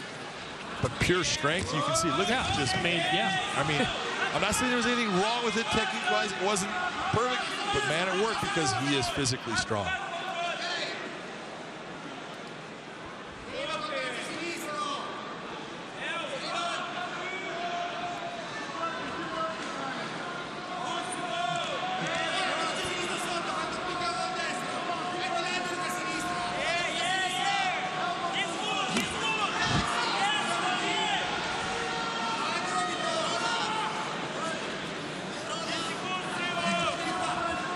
See just from the reaction of Zubco off of that one elbow strike. Look at where both of his hands went. Yep. Both of them go to that arm, so it's like, ooh, I don't want that to happen again. Which shows you the power that Bong has.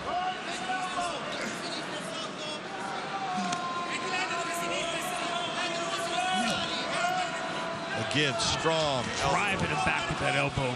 And driving his head down into that canvas.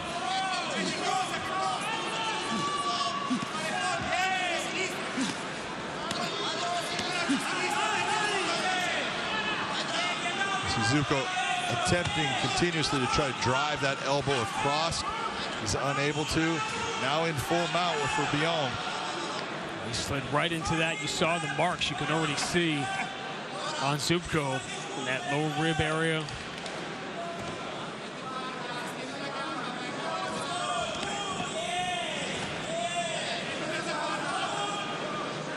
Seems like Bong is content to keep him here as opposed to trying to advance it.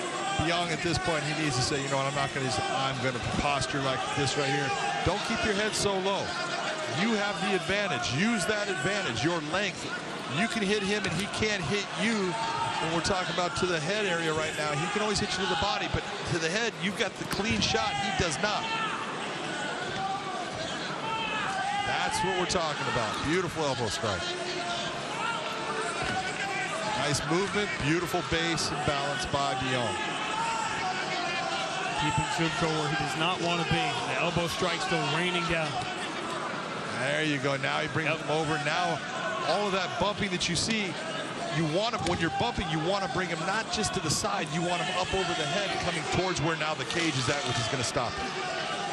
In the midst of technique, which may not always be perfect, is feats of strength in the middle of the round from Bong. That was dominant.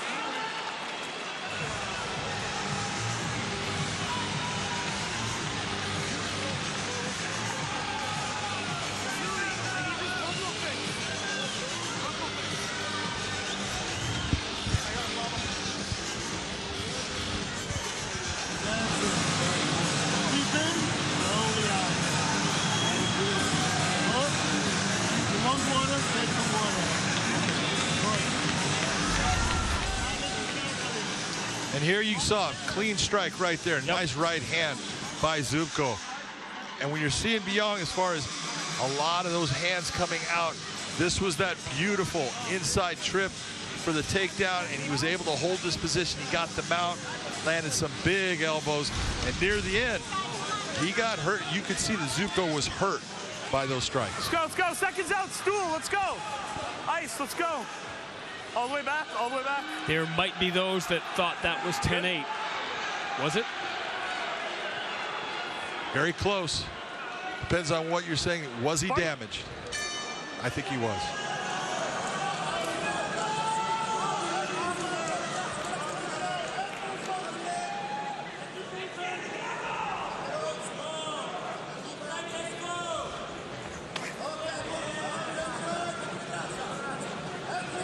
So Zubco almost backing away from these feints in the first few seconds of the round, which he was not doing at the start of round one.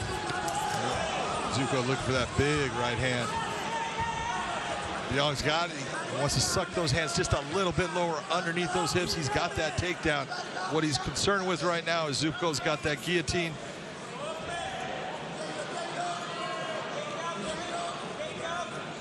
See where Bong's right arm is. That's going to prevent Zubco from getting those gloves together. Zubco's got his gloves together, but he doesn't have the angle for any type of key in attack with where his arms are at.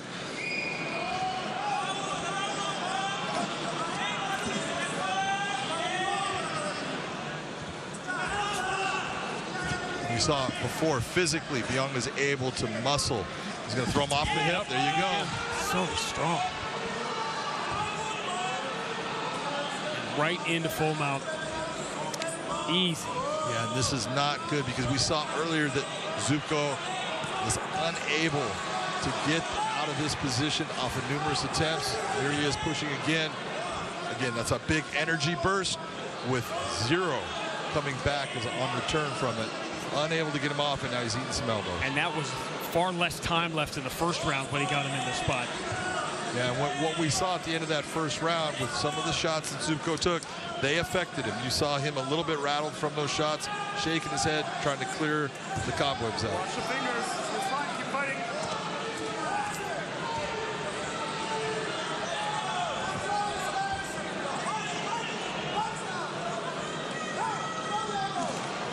Bong has done a really good job holding this position.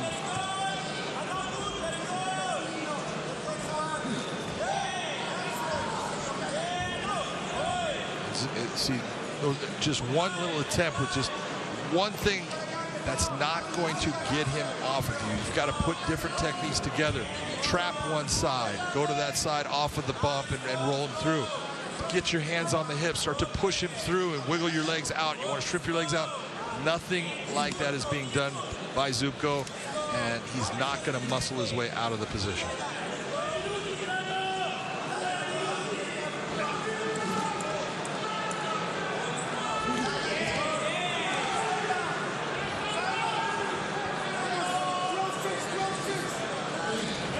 Zubco's doing everything he can do to defend himself from these shots.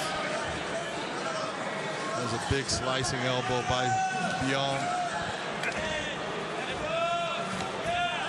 The real problem for Bong, all Bong needs to do, he needs to move his hips up higher, bring them a little bit higher. And he has all the position in the world. The hips will be taken out of play. Now he's got his head higher like he wanted. Exactly. Just keep opening up on We're getting close. We're getting close. We're done. Good job, brother. You have a cut above your eye. 1 sec. Let's go. And the former basketball player, who's a painter in his spare time, just painted another masterpiece. Dominant performance from Simone Bion.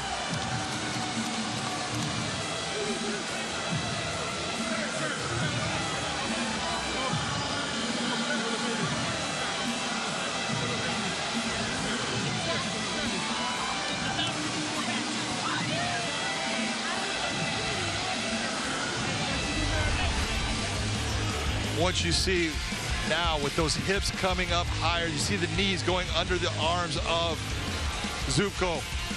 Bion's in a position just to launch an attack on him. Zubco right now has no defense. He doesn't understand how to get himself out. He's worn himself out trying to push and use power to get himself out. Now he's just eating shots. Big shot right there with the left hand. There was a left early in this sequence. That one right there, that's the one that opened up Zubco, and that changed the dynamic, which was already one-sided. And opened up that cut.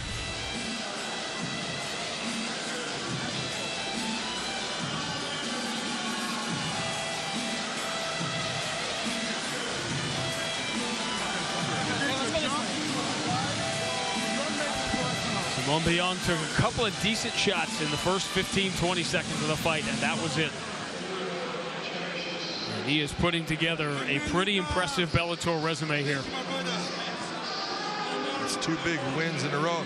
Something happened between the corner of Zubco and Simone Bion, because there was some words, there was some sign language given. He could have been telling them they were #1. I thought that's what it was. To Michael C. Ladies and gentlemen, inside the Bellator cage, it comes to an end. 3 minutes, 36 seconds. Round number 2, the winner by TKO, Simone Bion.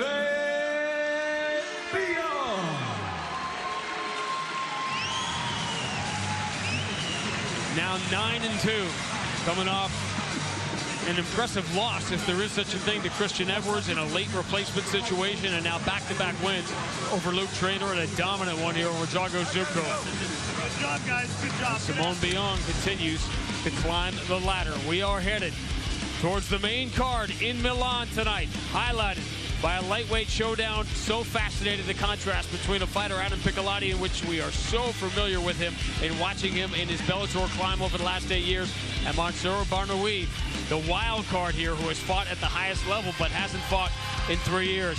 Fabian Edwards with his eyes not only on Charlie Ward tonight, but on what may be next if he can win, and win impressively. Saul Rogers and Tim Wild, as Amanda was saying earlier, circling each other for a decade in the UK. They fought on the same card at times, and tonight they will finally fight each other. And is this tonight Justin Gonzalez makes his claim for a top spot in the lightweight rankings. Now, there are entertaining fighters in the cage, there are entertaining fighters outside the cage, and then there is Yves Lando, who is very much both. And now, to make his way, Walter Furiano.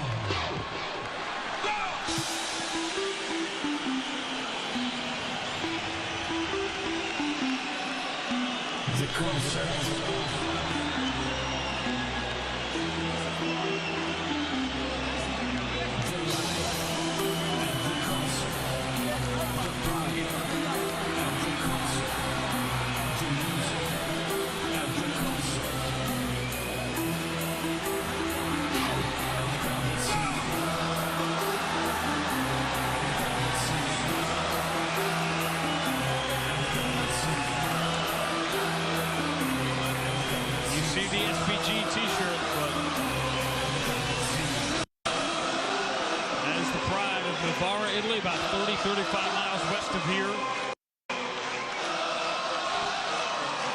A simple man says, I like nothing else but locking myself in the cage and fighting. Come to the right place.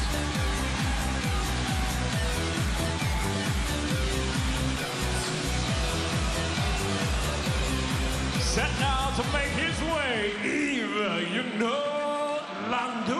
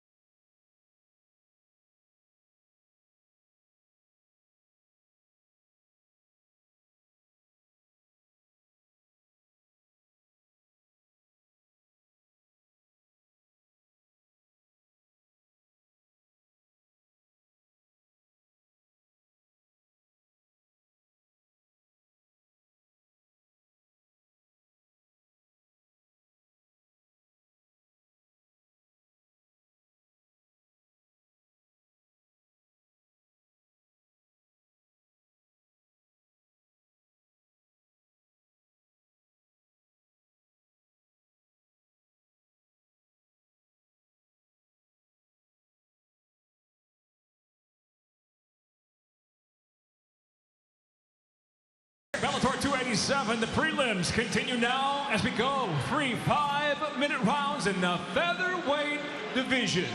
Introducing the blue corner. At 5'8", weighing in 146 pounds. He is professional, record 11 wins, 3 losses, 1 draw. By way of Dublin, Ireland, he fights out of Novara, Italia, Walter Coriandro. Across the cage, his adversary out of the red corner. At 5'8", weighing in 145.6 pounds. As a professional, 17 victories, 9 defeats. Fighting out of Paris, France, Lando. In charge, referee, Jaron Villel. On my cue.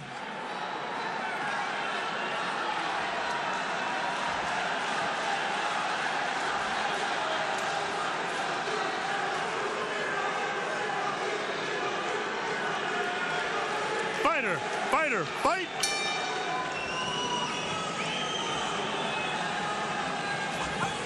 Here we go at 145. We got some news coming up later on tonight. The world champion, Patricio Pitbull. Well, the last time that we saw Lando fight, it was at 155, and we talked about, man, he was so small to his opponent, and he decided to go down to 145. So we're going to see if this was a smart move for him. Right now, he's looking very comfortable. When do you see that with older fighters going down? And usually, you know, you'll get there's a drop off as far as the speed is different. The smaller guys are faster, but he was so fast in the lightweights. You look and you said, I don't think that's going to be a difference for him. And right now, you can see it's not. There's so many fighters going up now and saying, why didn't I do it sooner? It feels so much better. Yep. And most of the time, I'm the first person to say, don't go down, go up.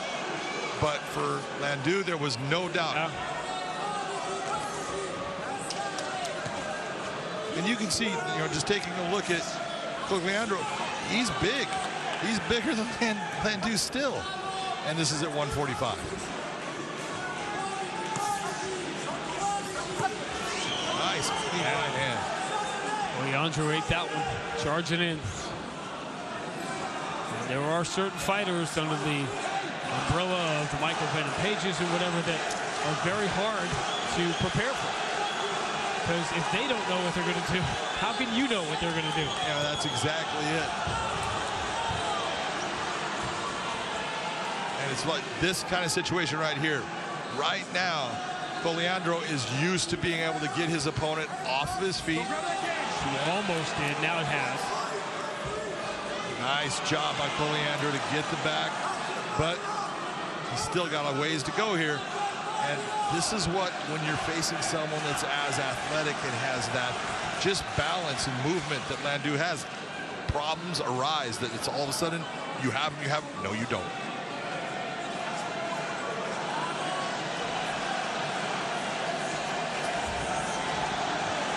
Inside trip. Leandro needs to be very careful about holding on to that head right now. He is not going to make a guillotine work from the position he's in. And you can get your arm trapped here. How many fights have we seen turned by guys going for a guillotine? James Gallagher, Apache Mix, spending so much energy going for something that isn't there. Very nice use of the cage by Coleandro. You saw that big kick and explosion off of the cage. That's what put him in this position. Got some interesting options here from this north-south spot.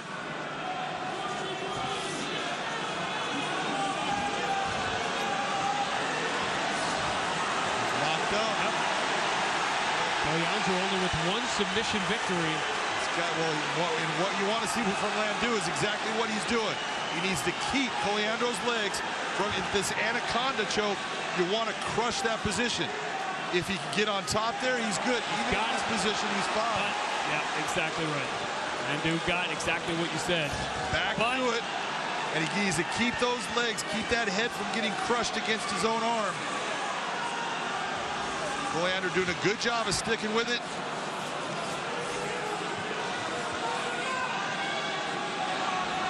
Knees right here would be the smart move. It almost feels like he's got a clean shot, but he doesn't want to lose the grip. That's exactly what it is, because he's trying to hold on to that anaconda, and he's out. It didn't get either. Oh, big shot he ate. That hurt him. He's hurt. Coleandro is really hurt. Lando knows it. And this is where he gets aggressive. Coleandro trying to clear those cobwebs.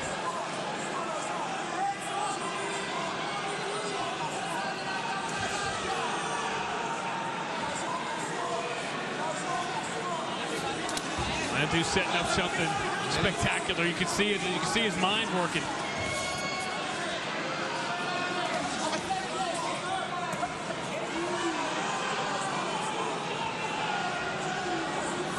Coleandro just needs to get back to the fight.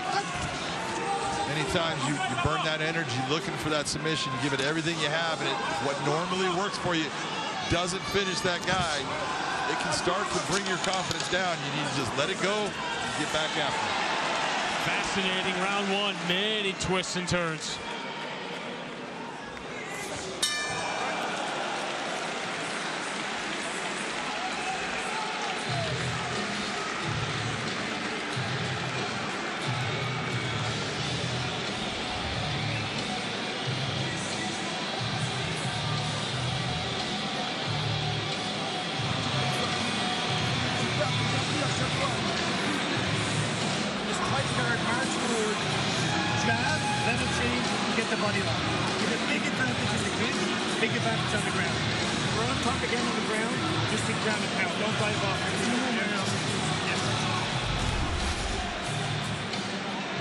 Here was the takedown when Lando, he slips it in, but you see where that arm's at. Gets good position, but Coleandro is able to drive the arm through once he pushes off of that. He pushes off that fence, gets that anaconda choke, but he cannot get a hold of the legs of Lando, which would help compress him against his own arm. He's squeezing right here, but that's not normally going to do it. You need that compression of the entire body. He never got it, and that's why it never worked. And then the big turning point, Coleandro didn't want to let go of the grip he had when you said he had a great chance to throw some knees. Yep. Didn't do it, didn't get either, and then Lando turned it around, landed some shots, and dominated the final minute. Maybe enough to steal it.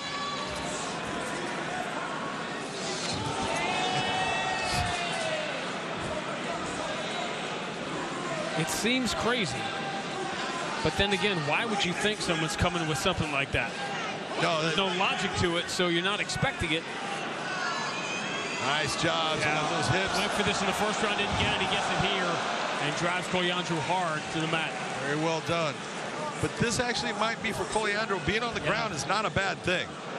He's got a good game down here. He's a brown belt in jiu-jitsu, black belt in judo. He understands the ground.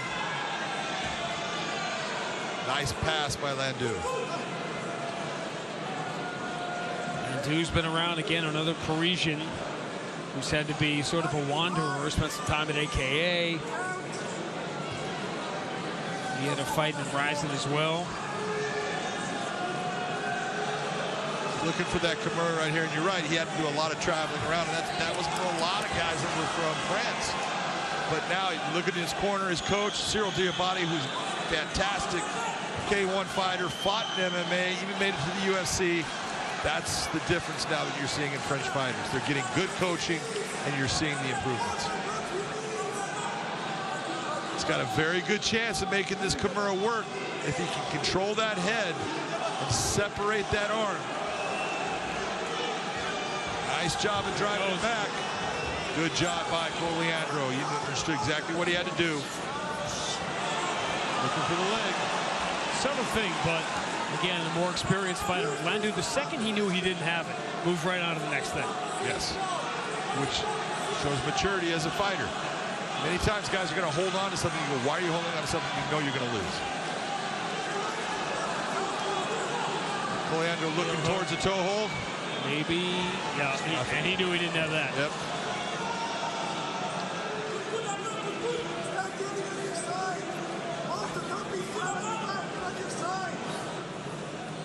Doing side control. What's he thinking about now? What are they expecting me to do? I'll do something else. Going after that arm again. Looking for the Camara. But as you're talking about it, the Camara is a strength move.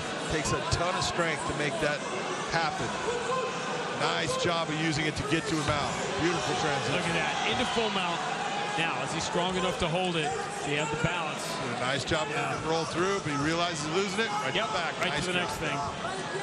And this shows you that evolution that we've been talking about with him. Before, he would have been standing up and not keeping that position. He would have been doing things you're going, why? Now he's fighting a lot smarter, a lot more mature. That's why he's a more dangerous fighter. Because he still has that. He has the other stuff. He's just not going to go to it in case he needs it. Escapes trouble there.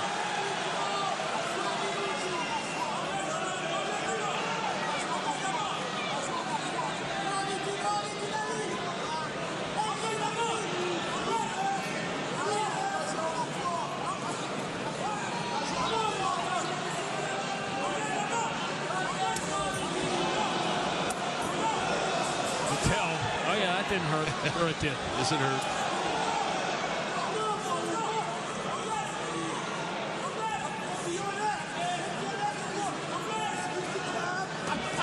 These aren't fight-ending shots, but they're building blocks. Well, the one thing that I really like that I'm seeing out of Lando is he's not trying to hit him hard. He's not trying to throw everything into it. He's trying to touch him. He's doing that. And eventually, they just add up, and one of those is going to put you on your butt.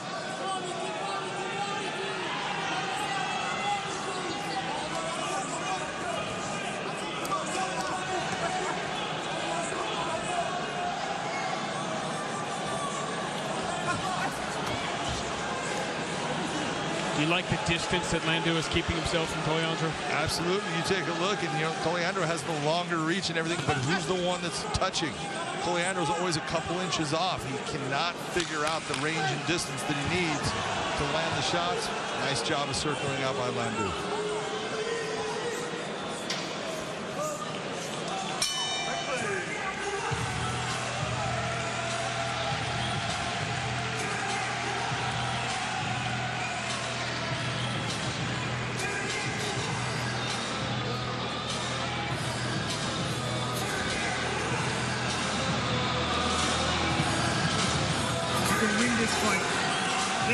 They have packed this building, the Allianz Cloud, historic building in a historic and spectacular city. We have enjoyed our time here very much. The Duomo right in the middle. So many of these European cities built around a central sort of downtown spot. And John, they love the bikes and the motor scooters and the whole thing. One thing I've learned as a lifetime pedestrian is when you're in Milan, you're looking out for more than cars and buses when you're in Italy. There's just a little bit more. There's a lot of stuff going on. Bicycles. And Koyandru has been hit with a lot of stuff All the way that back. he didn't see coming too. Here we go. It's been Fight. a real progression type fight for Lando. At 36, he is showing that he is still evolving. If you're Koyandru and you're coming out and you're tired and you're a little bit sore now, Lando's coming out. He's talking to himself. He's looking happy. That's not what you want to see. So if you miss the first 10 minutes of the fight and you're wondering who's winning, all you can do is watch these 10 seconds here. Koyandru looking for an opening and Lando just too quick.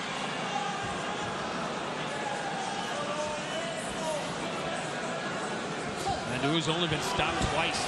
26 pro fights. He's hard to catch.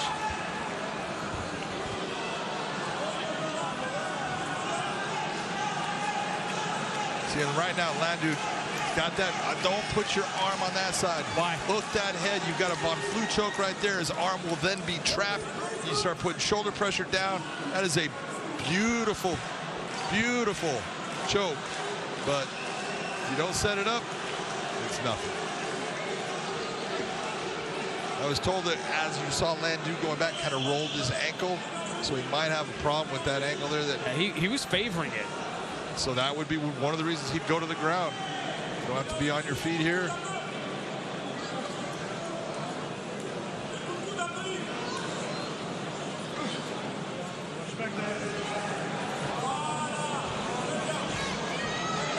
Got a nice crucifix here.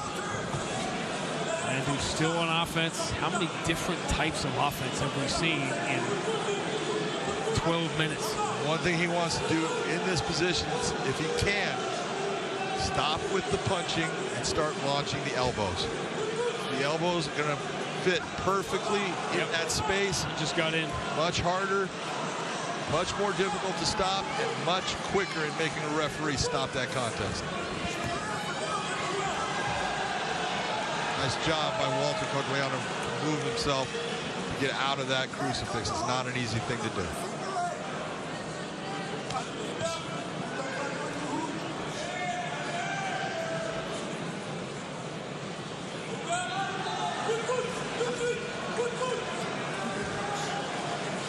He breaks the arms apart. Right back to the crucifix.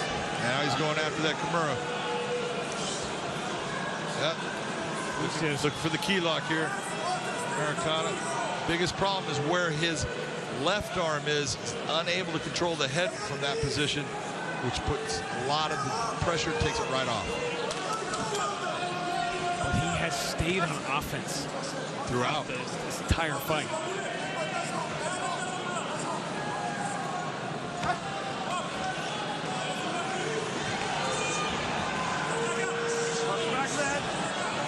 Nice job, just jumped right over into that. Easily. Side control.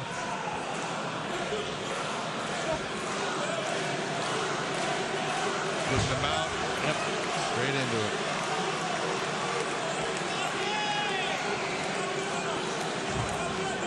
The deeper this fight has gone, the easier Lando is making it look.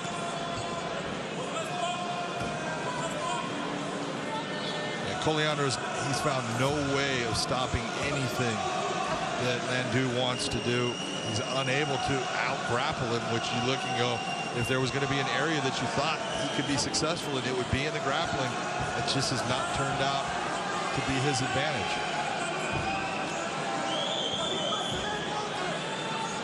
Lando loses full mount, so he's going to work with the back. Body lock. As we enter the final minute.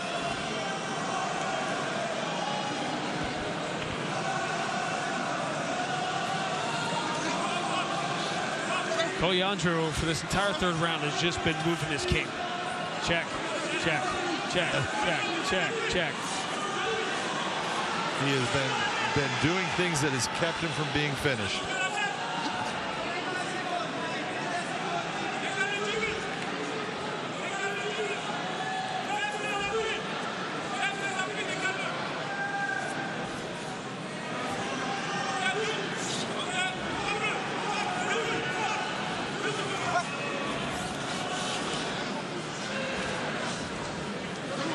fight Roddy Piper would have loved, because every time Koyandru thinks he has the answers, Lando kept changing the questions. Grounded.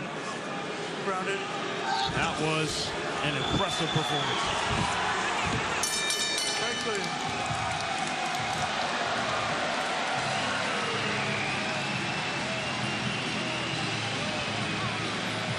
I always wonder about guys that still have the energy to do that. Yeah. Well, with everything he did in the fight, you can still do that. I'm okay with it.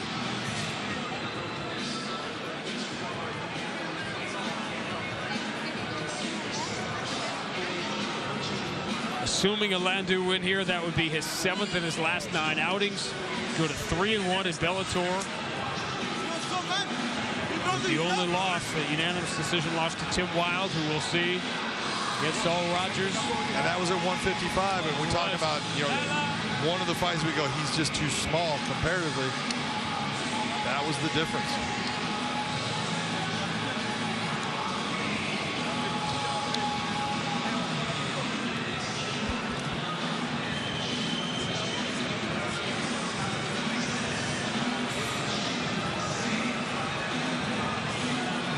I've often been baffled by how long it takes to add to 30. It is amazing, isn't it? Carry the 1. Koyandru had a promising start. You forget about it in the first 2 or 3 minutes, but really one mistake, one opening is all Lando needed to turn the fight around about 2.5, 3 minutes into it, and boy, he never looked back. To Michael C. Williams. Ladies and gentlemen, for the decision, we'll go now to your 3 judges. Your first, Brian Miner, scores it 30-26, while Michael Bell and Sal D'Amato both see it the same, 30-27. I'll have it for the winner by unanimous decision, Lando.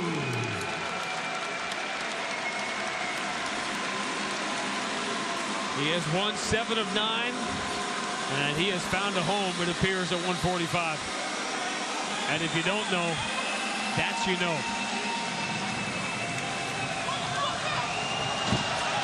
Shout out Darian Caldwell. If his ankle was hurt, it wasn't hurt before, it may be now.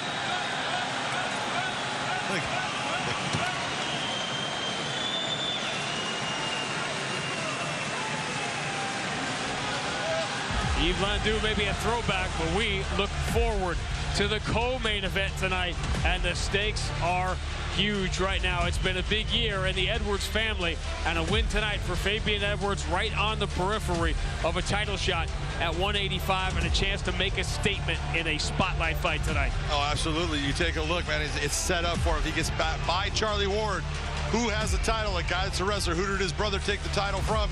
A guy that was a wrestler. It all looks like it's being made by the gods.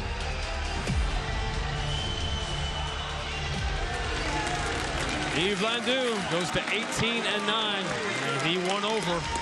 Made some new fans here in Milan tonight. So we move on to the strawweights. Beastie Barbie, Kiara Penco. We saw her before. She has been impressive inside the Bellator cage. And now set to make her way to the cage, Manuela, the Butcher's daughter, Marinetto.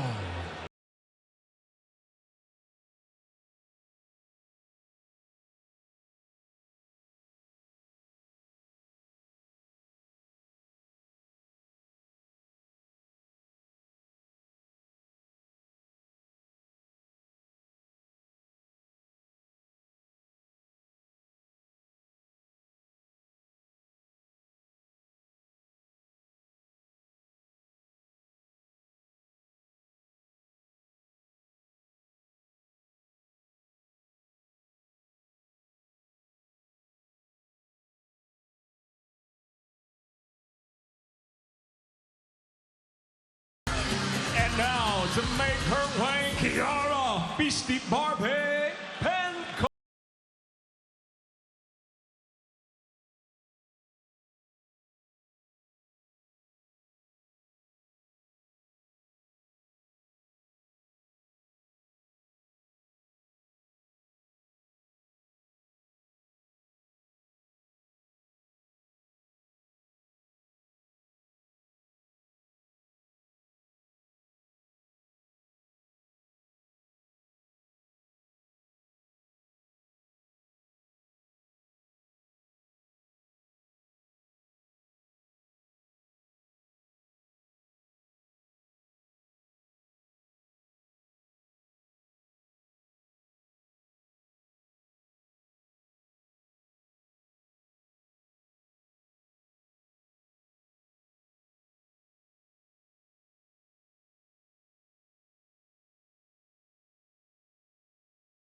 Great to see all those tonight joining us in the UK live on BBC iPlayer as we go now to 3 5-minute rounds in the strawweight division.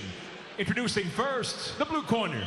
At 5'4", weighing in 115.8 pounds. Her professional record, 3 wins, 1 loss. By way of London, England, she fights out of Torino, Italia, Manuela, the butcher's daughter, Marinetto. And across the cage, her adversary out of the red corner at 5'5", weighing in 115.1 pounds.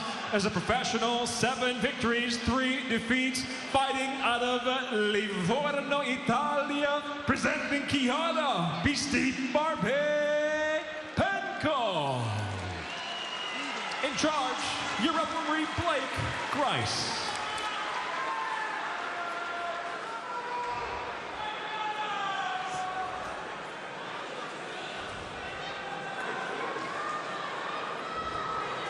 Ready? Ready? Fight! With the strawweight, you don't see normally a lot of finishes, but Penco, 6 of her 7 wins have been finishes, 5 of them submissions.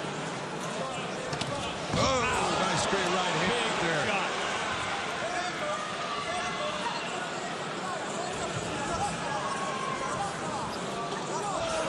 Nice knee to the body, too.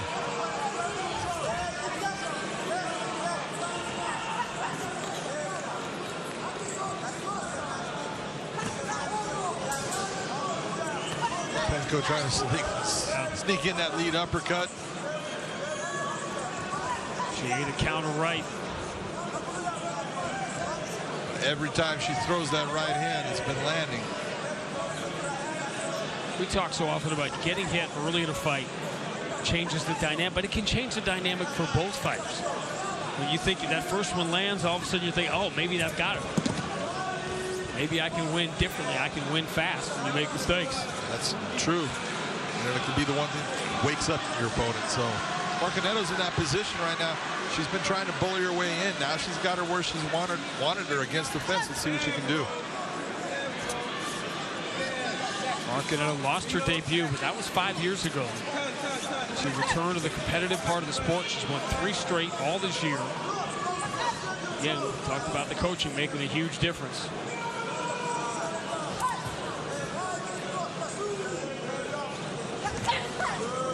Boy, Penco is just loading up on that straight right hand.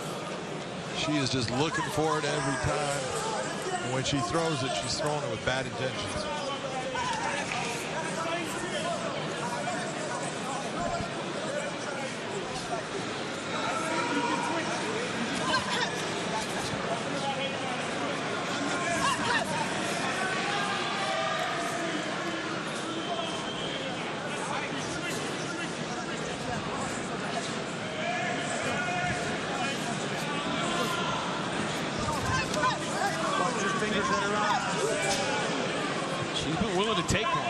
Get that straight right in.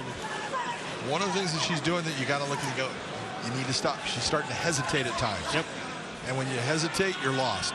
Don't hesitate. If you're going to go, go. Circle through, step out, lateral movement. But don't sit there and halfway it and stop. Mouthpiece out. Now, don't call your own timeout. That's exactly what I was going to say. Blake Grace is, don't call your own. I call the timeouts around here, not you.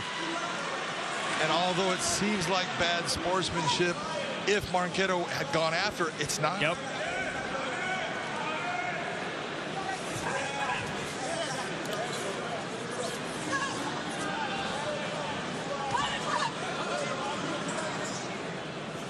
Protect yourself at all times. That Floyd Mayweather knockout. Oh yeah. Victor Ortiz. Victor Ortiz. A friend of mine. Yep. And it was like, what were you thinking? The answer is he wasn't. Exactly. But a big shout out to Victor. Hello, Victor.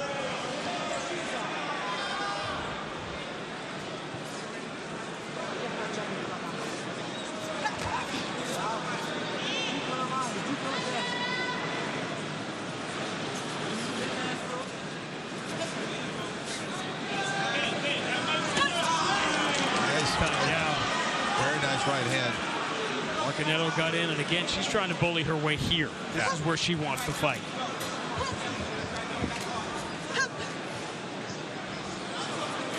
Marinetto has shown that this is where she believes that she's strongest in the fight. You see her getting her hands.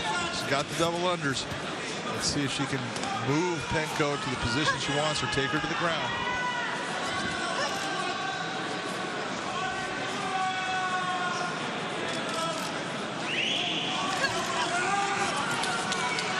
Nice knee up the middle by Penco.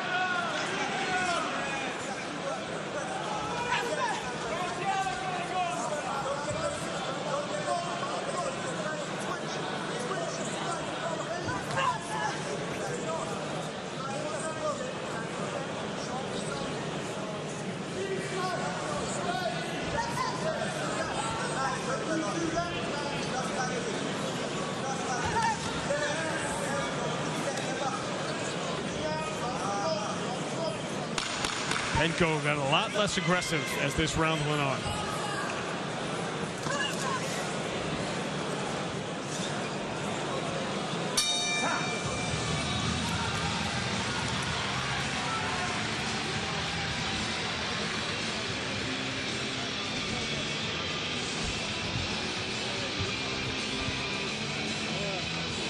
Marinetto took a big shot in the opening seconds of the fight, and as you said, that seemed to wake her up, and she certainly got the better of the exchanges as the round moved on. She did wake up from it. You know, she became much more active, and the pressing motion was much better as far as she wasn't just coming in, you know, without thinking. Beautiful right hand right there by Marinetto. Same shot. That was a clean right hand. She just needs to follow through all the way with it. Penco almost losing her balance.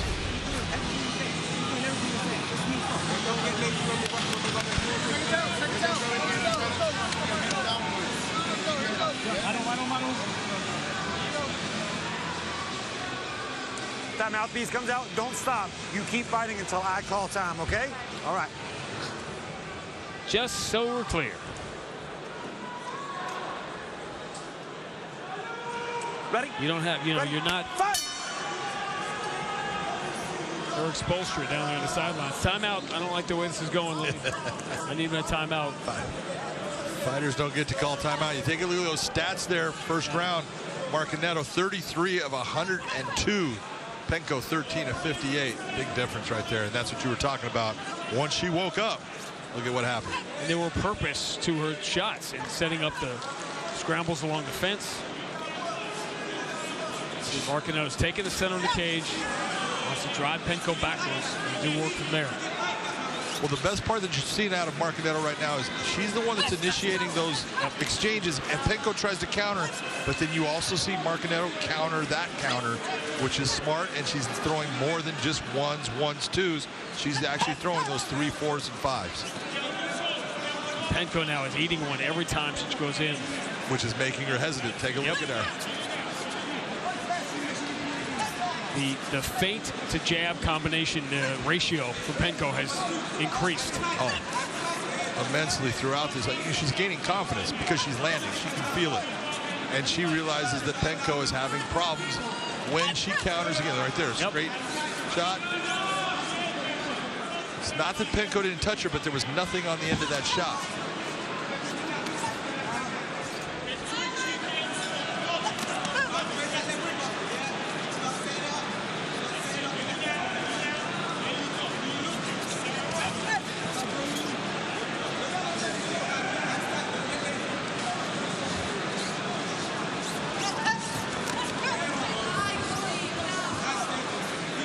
One thing you'd like to see out of Marinetto is when she throws, she keeps on throwing that 1-2s, and then she'll throw a straight left. Think about bringing that down to the body. Quit headhunting so much. Give her more to think about. The last exchange, Penco just threw a knee in there, which at least was something a little different. You're going to throw that 1-2, 1-2 up, and then 3 to the body. It'll be there for you.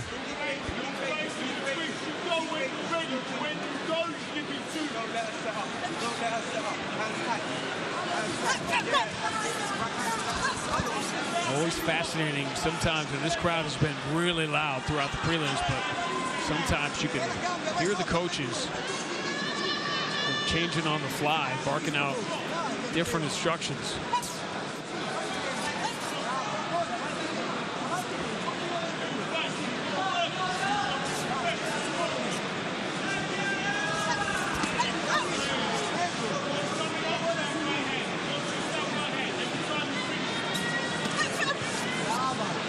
What is it? I don't think in the second round Penco has set foot inside the what I'd call the inner circle of the cage. What does that tell you? No, I mean, it's exactly it.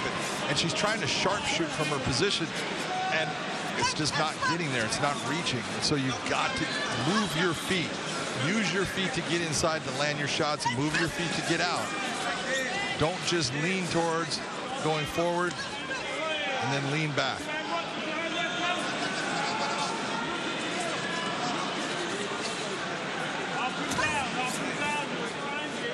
Penco is all one and done here.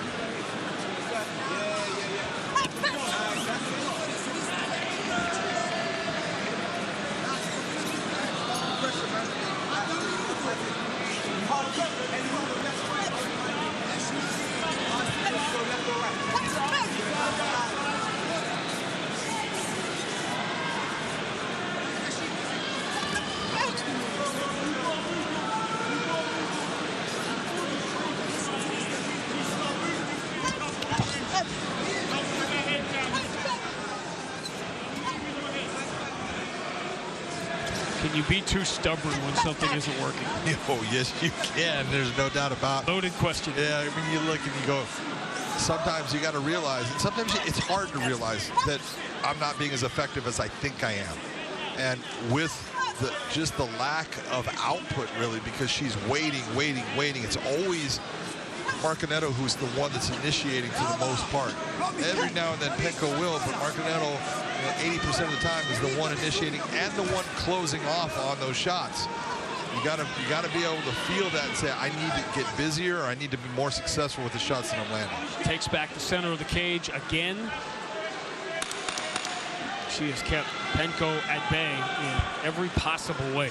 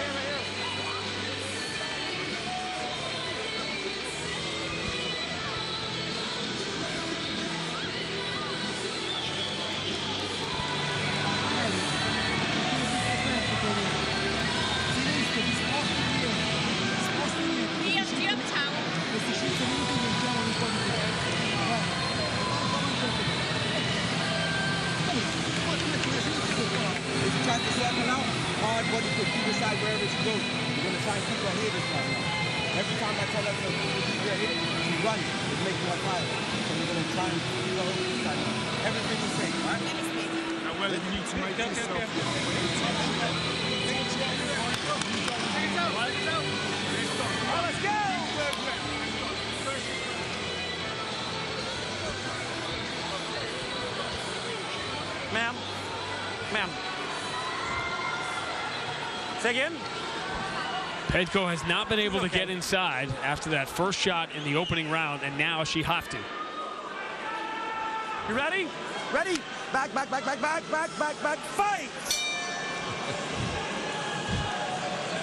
Referees are so demanding. You turn, man.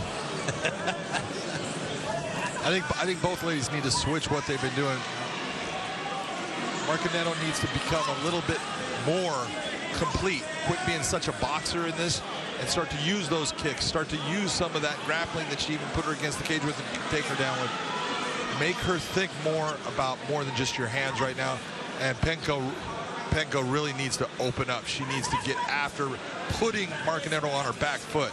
She hasn't been able to back her up at all in this fight. It's made a huge difference. Take a look at those punch stats, Sean. Very similar in both rounds. Yeah, very much. Those are total strikes landed now. Double the strikes landed right now by Marinetto. Marinetto has countered, and she has defended extremely well, but she hasn't really gone on offense.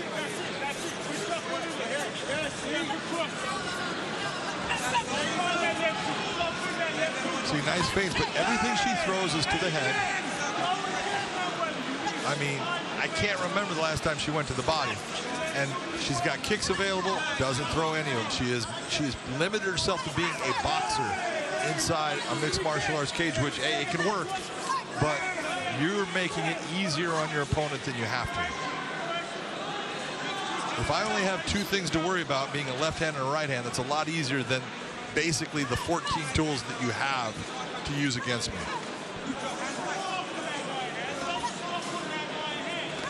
We've seen one knee thrown in this fight. We haven't seen a kick thrown. We haven't really seen the takedown attempt.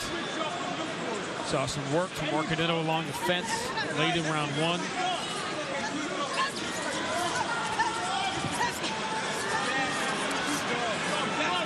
Good pressure, nice job. See, that's what Penco needs. Go back at her. Force her back. Put her on her back foot.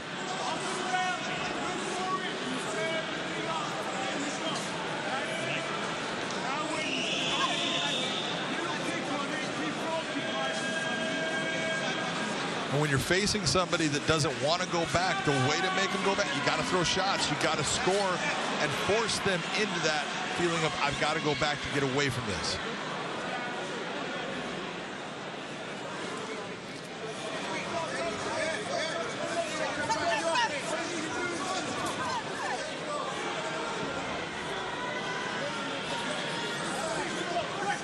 You really do get the feeling one well-placed kick could change the entire dynamic here. Penco has used a couple of kicks throughout the fight, but not that much. Both of these women have basically decided we're going to be boxers in here. We're going to use our hands and we're going to try to hurt our opponent or damage our opponent with those shots. Not an easy thing to do all the time. Penco's success has come on the ground in her career. Yeah. And how many times did she try to take this fight down?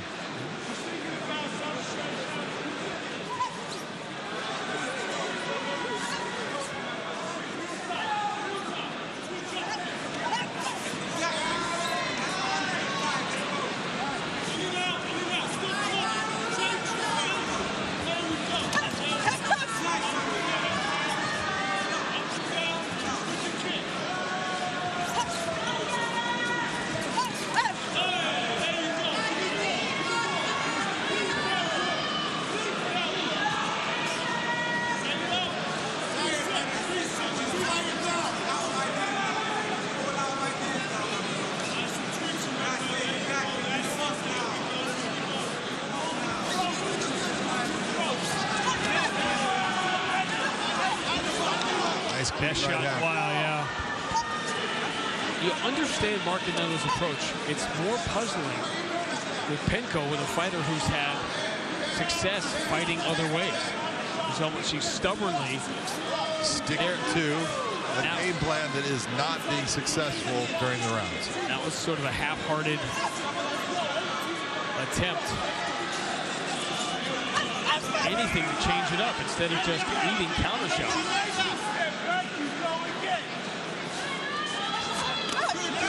Like that. Penco has stayed on the feet, and she has paid the price throughout these 15 minutes. A lot of times when she gets inside and she's throwing her shots, her chin is going up in the air. So when Marinetto is hitting her, it's having an effect. To the finish line.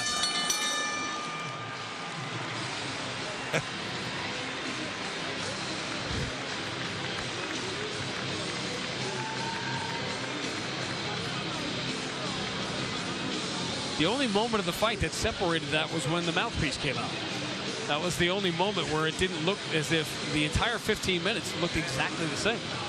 Basically, you had that first shot at the beginning of the fight where Marinetto went down, but nice elbow inside. That one really wasn't much, but Marinetto, for the most part, landed the better shots overall. She kept, coming after her. Penco had a couple of shots that landed clean, but there you go again. Marinetto coming up, landing 3 shots, lands 2 of them. And it's always going to be that last shot that usually lands with the best effect.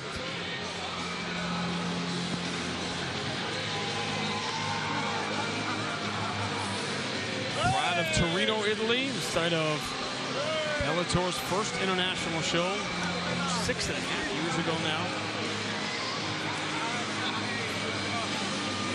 The Bellator debut of Manuela Martinello should be a successful one.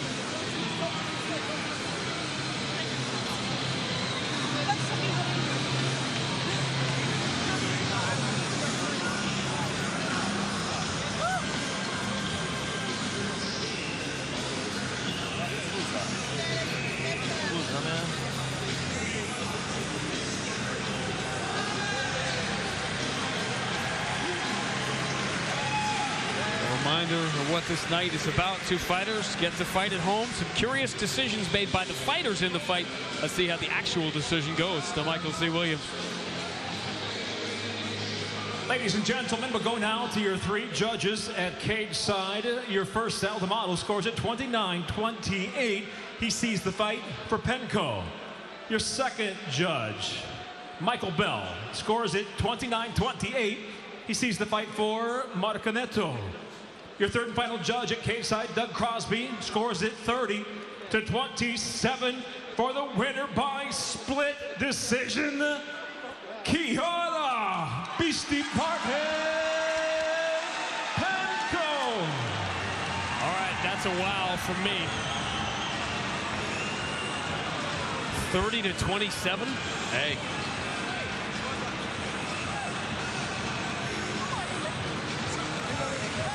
And a win is a win for Kiara Penco, going to 8-3, 4-1 in Bellator.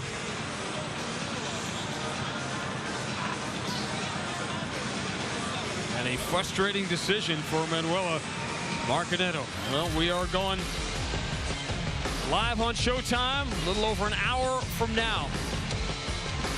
We talked about the co-main event.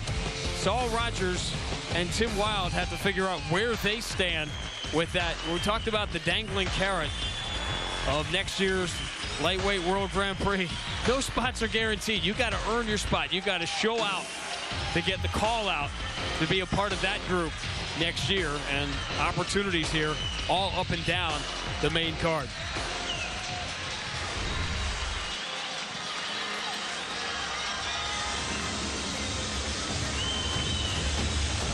Well, if you Google the Axeman, Alfie Davis, you'll see one of the great viral knockouts and how he earned his nickname. Now he has a chance to earn his way back up the ladder at 155. Set now to enter the cage, T-Ball GT Gody.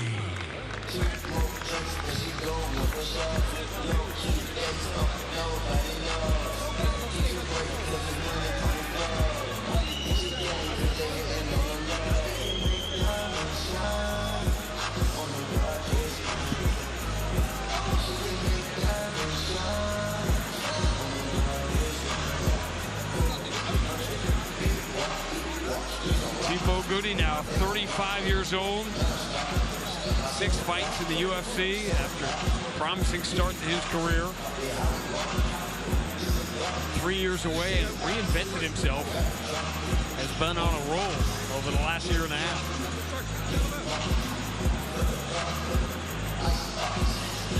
He had a great fight in his last fight against Lewis Long, a very tough individual. A guy that was on a roll. Gody is good in the stand-up, but his ground game has actually gotten good too. So he's dangerous everywhere now. And now to make his way, Alfie, the Axeman Davis.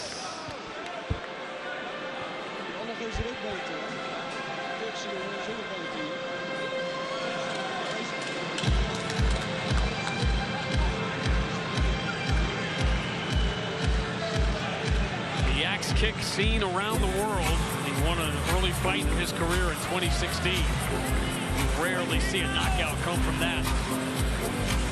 He also was on a huge roll, winning his first 5 in Bellator, then had that sort of bizarre draw with Tim Wilde in May.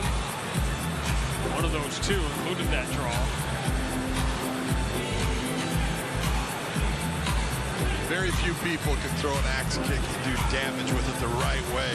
Andy Hoog was the guy that did it all the time in K1, and it was so effective. He would just take out your shoulders, hit you on top of the head. Alfie Davis has that ability. But the one thing that Alfie Davis needs to do in this fight is not relax. Don't get into that, oh, I can just touch. He's got to be after him the whole time. It's going to be a big night here in Milan at 155. Check out the tail of the tape here. You can take a look at everything going. Gody's got 73 inch to 70. Not a big difference, especially when you look at the kicks. He's got to be careful of the kicks, Alfie Davis. But this is going to be a great stand-up war. Till Michael C. Williams. Here at Allianz Cloud, we go now to 3 5-minute rounds in the lightweight division. Introducing the blue corner. At 5'10", weighing in 155.9 pounds. His professional record, 16 wins, 5 defeats. From Aix-en-Provence, France, presenting Timo Juti Guti. And across the cage, his adversary out of the red corner. At 5'11", weighing in 156 pounds, even as a professional. 14 wins, 4 losses, 1 draw. Fighting out of London, England, Alfie, the X-Man Davis. And the referee in charge, Blake Grice.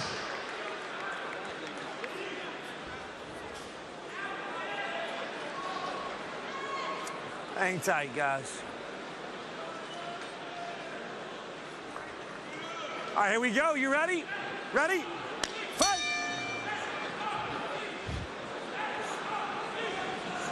The awkward one dude doing the handshake.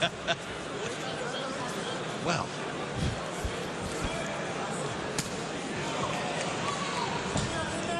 Good shot. Quick feed of Davis. He's looking to land another one. See him loading up on that left leg. Good pressure by Gody, though. Yeah, keeping the distance away. Yep. You can't throw it. Make it to where those kicks, he's like wanting to throw him. He's trying to gain the distance for it, can't do it.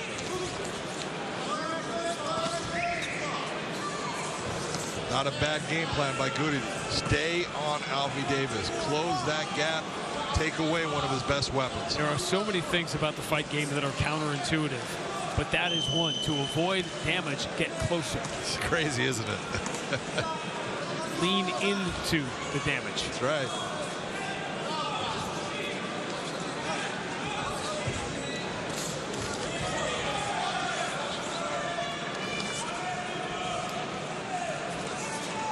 One of the things to look for when you see Alfie Davis switch stance into the southpaw stance, watch for that left leg kick to the body. He loves to bring it towards the liver.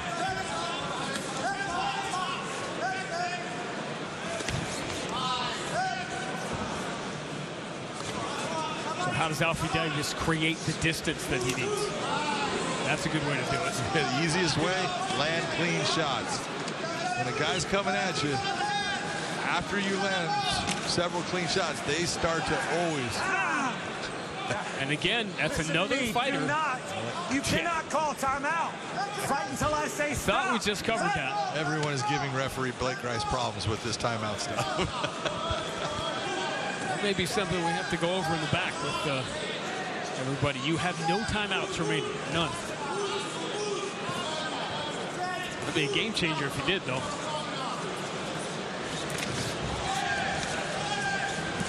Alfie's open to cut in the nose, bridge of the nose. It looks like Gody. Yeah, and at first you saw blood on the face of Alfie Davis, but I didn't think that was his. Yeah, it's hard to tell. Look at that, spinning elbow, followed with an overhand right, and then creating the distance. Well, Thibaut Gody's got a game plan, and he is definitely trying to implement it. Yeah, he was coached up. Do not give him distance.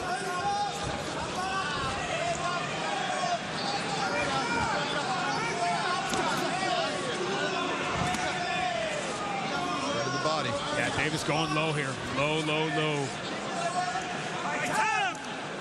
Go neutral for me. Right. Stay right there.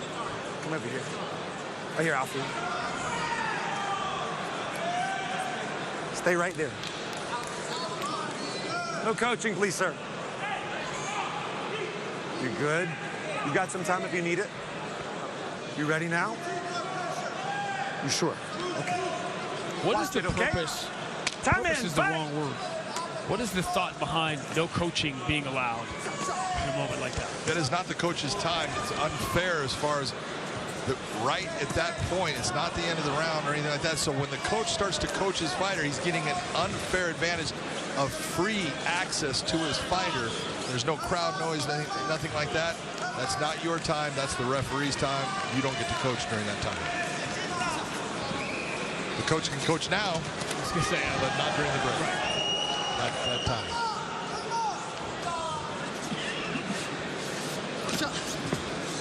Alfie really needs to start really jumping on that jab. Whether he's in southpaw or orthodox stance, really start just sticking it out there.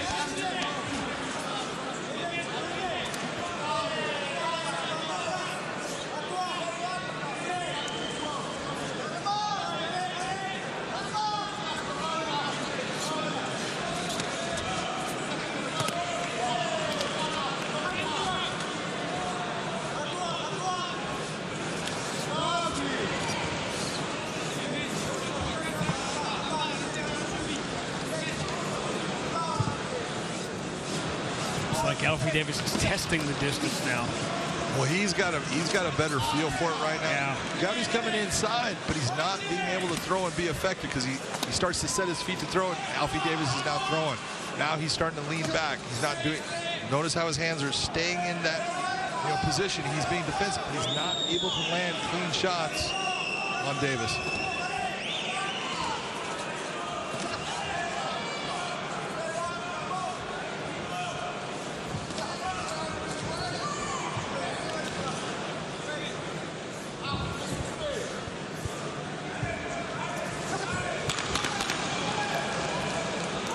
We fight at 155 coming up later on. One of the top middleweights in Bellator finally back in the cage. Costello Van Steen is very much looking forward to his return. He's standing by with Amanda.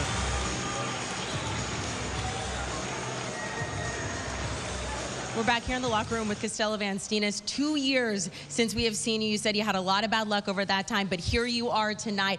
What was it like preparing for tonight, and how are you feeling? I'm feeling great. Of course, before a fight, you're always nervous. But I'm actually really relaxed, to be honest. But now I'm feeling the heat boil up. So, but I'm good and prepared, so yeah. You told us earlier this week that you're not just fighting your opponent, you're fighting this entire division. Why is that? I've been away for 2 years, and I know 2 years before when I was in this division, I was the fear of the division. I know nobody wanted to fight me, and now I'm going to prove it again. I'm back after 2 years. Everybody's going to be scared. I'm the fear. I'm going to show that Team Musasi is the apex of this whole middleweight division. All right, final question. In a year from now, then, you are back. You're sending a message to this entire division. Where do we see you in 1 year?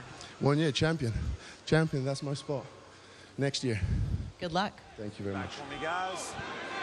Stay right there. That's a bad man right there. And he was on a roll when the bad luck happened and injuries happened. Ready? Ready? Fight! We were spending all this time talking about Fabian Edwards tonight and what may be on there for him. Costello Van Steen has beat him the last time out. That's right. The sport is so hard. It can derail you at any moment. Training, all the things that happen. There's that body kick that we were talking about. Alfie Davis, when he goes left, look out. I'm really impressed with the pressure of Theobald Gody. He's going after it, but he's got to throw more, and he's got to throw straighter shots. Straight shots down the middle. They're going to get there fast. Might have broken his arm with that shot. Yep, you see him backing away. Yeah, and you see the way he's holding it. Yep. He's feeling the click in that arm. If you were to gauge the fight just based on the game plan to keep in the distance, Gody has done that, but now he has obviously suffered damage. He's still trying to keep Alfie Davis from getting that distance, but now he's got a lot of things to deal with. Notice Alfie is staying in that southpaw because he wants it, and he's gonna go. He's gonna aim for that arm. He's gonna go after it.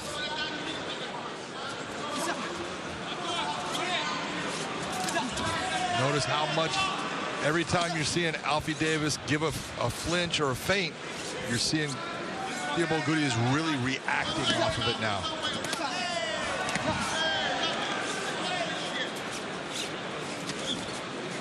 And Have we seen Gody do anything with that right arm? Nothing. I've been waiting. Yeah. Not one shot has been thrown. Nope.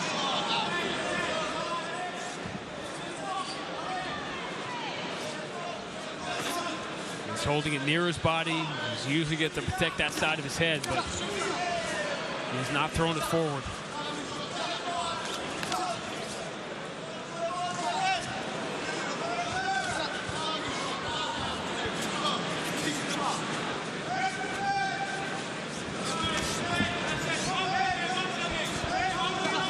From that moment where we saw that reaction, that hand has not moved out towards doing anything offensive towards Alfie Davis. Gody's a one-arm fighter right now. Alfie Davis sort of picking his spots. Uppercut gets in.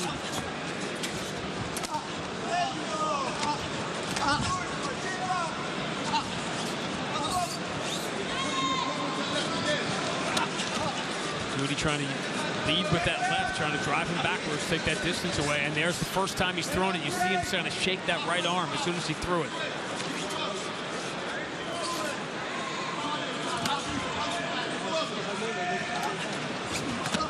There he threw it.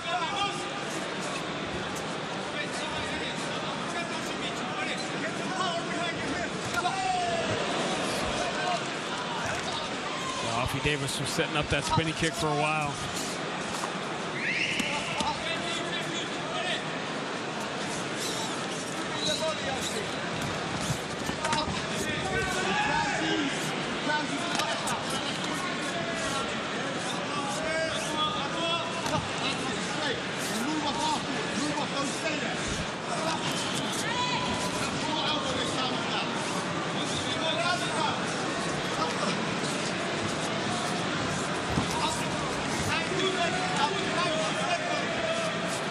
Keep an eye on the right arm of Gody in the blue gloves. He's barely moved from that spot.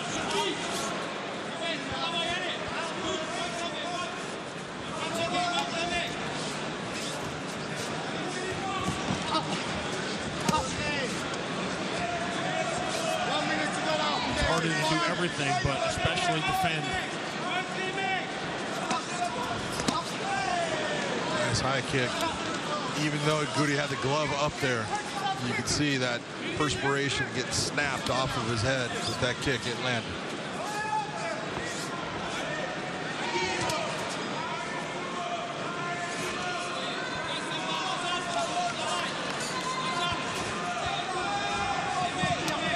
Gody being very tough. Still applying pressure, still going after him. But he's been relegated to being more of a one-sided fighter. Is this the right amount of patience for Alfie Davis, or should he be more aggressive? No, you know, I got to give it to Alfie. He's been very active. He's been throwing nice kicks. He's been actually throwing the kicks to land on the arm, too. And sometimes you'll do that when a guy's got a lot of power in that arm because it makes it to where, you know, it loses its effectiveness. But he's been going after it. All right, let's see what, yeah, there is another giveaway. Let's see what goes on in the corner here of Gody. Keeping an eye on that right arm.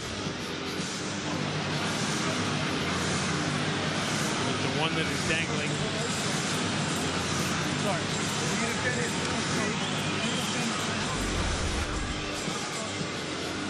Right here, you'll see nice kick to the body there. Return kick to the leg. One of these was the one right in there.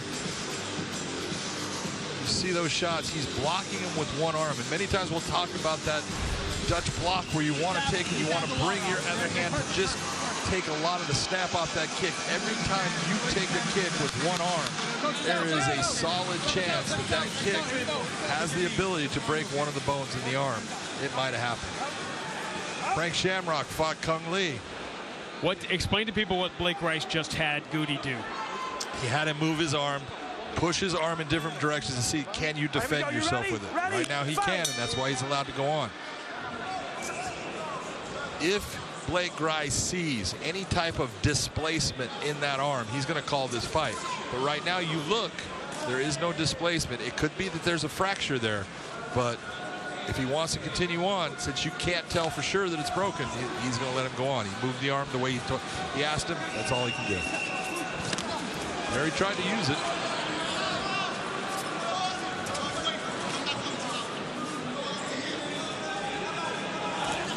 And it's one of the things, if you're Alfie Davis, many times you'll get a guy that doesn't use his arm, and you'll get lulled into that, and all of a sudden it pops out there.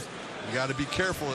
Always be expecting it to be used, always be expecting it to come your way. He's using it now. He's throwing it more. He didn't throw it at all in the final 4 minutes of the second round.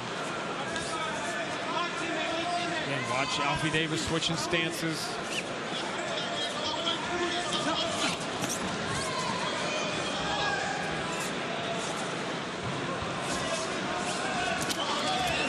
I'll tell you what, Theobald Goulet has taken so many of those kicks that I was talking about to the body. He has just handled them well, because you can see his whole right side is pink. This is a gutsy performance.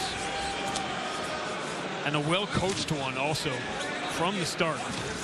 The game plan was to take the distance away from Alfie Davis, and he's largely done that.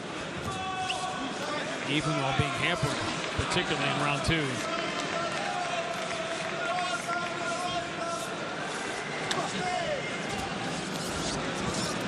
Be a lot of bruising on that right side and that lat. You can see it now.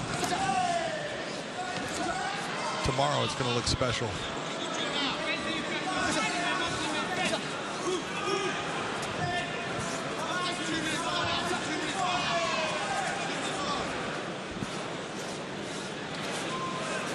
And a lot of what you're seeing out of Gody is exactly what Tim Wild tried to do with Alfie Davis. Used a lot of footwork, a lot of pressure to put him in bad positions, take away his kicks, and he was successful.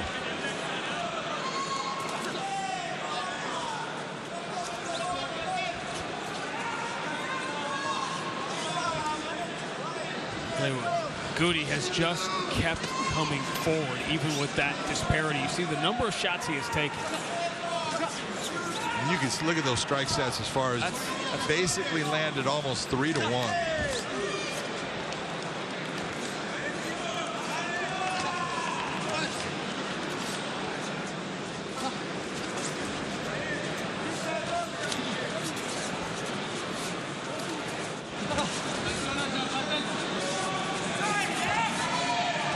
Same Thibaut Gody that fought Sage Northcutt, 6 fights in the UFC, and 3 years away, and unbeaten in his 4 fights since coming back last year. He needs a Hail Mary now.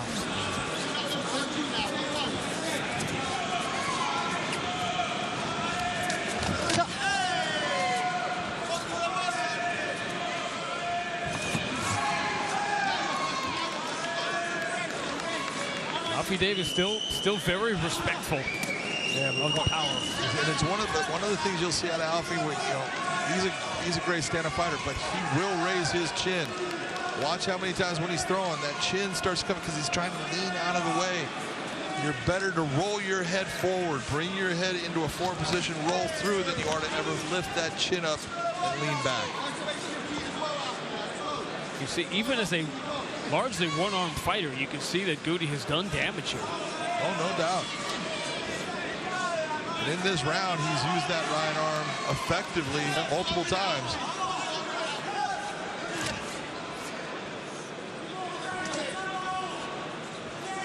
This has probably been Gody's best round.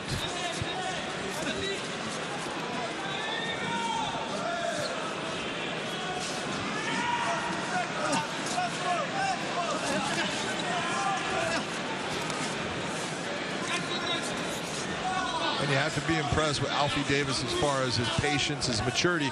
Because when you hit a guy as many times as he has hit Gody and he's still there, it's frustrating.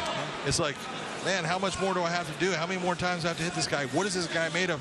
And just continue on with what you're doing. That's part of the maturity of being a smart fighter. You're not going to put everybody away. Alfie Davis trying to empty the bag here in the final seconds. Landed a lot of shots on the veteran.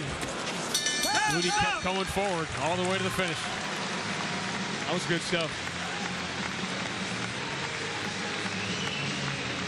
A lot of heart shown by Theobald Gody. A lot of guys could have walked themselves out of that, have an injury, probably a fracture in the arm. Stayed in there, stayed tough, fought all the way to the end. What did you make of the fact that he used the right a lot more in the third round after not using it all in the second? You know, a lot of times it's just that you have the fracture and it can actually settle and you'll actually feel it click. And you'll get this clicking back and forth, and I know that sounds weird and nasty, but all of a sudden it'll settle into where it's not as bad when you throw it. Sounds as if you're speaking from a place of experience people would not want to experience. You don't want the experience. It's not a good one. Nice shot right there by Alfie Davis. He was able to land that left hand continuously. It was his work from the southpaw position where he did the best work, most damage, and I think that's when he ended up actually hurting the arm of his opponent. Gody did a great job staying tough in the fight, but should be a good win for Alfie Davis.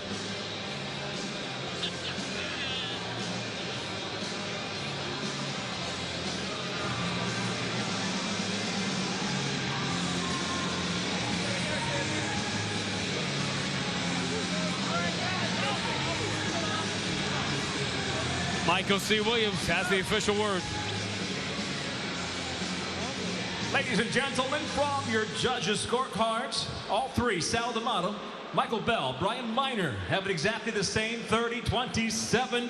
All for the winner by unanimous decision, Alfie, the Axeman Davis. Alfie Davis, 6-1-1 inside the Bellator cage.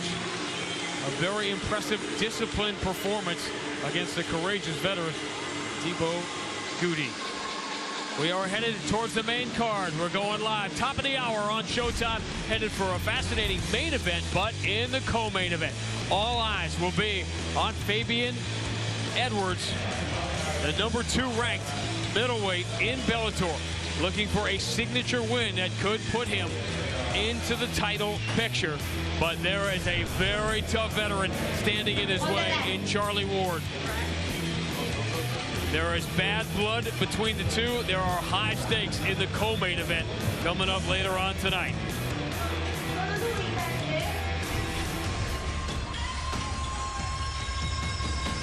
Speaking of 185ers, there was a time when it seemed Costello Vanstinas was destined for a world title shot. Now he's got to get back on the horse, and a great chance to do it right now. Ready now to make his way, Onischuk.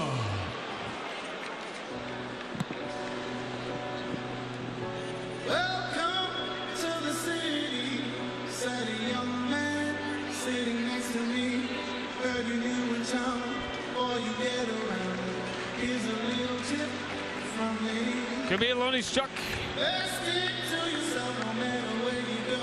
Very proud of his Polish heritage. He's fought primarily at 170, and he's a guy moving up. Trouble's knocking at your door. Remember my friend, it's a time we'll find. He is moving up, and look at this guy is rangy. He is awkward sometimes in the way he attacks his fighter. With that causes his opponent problems because they're not used to seeing the style that he brings. He is super strong, got a big gas tank. This should be a great one.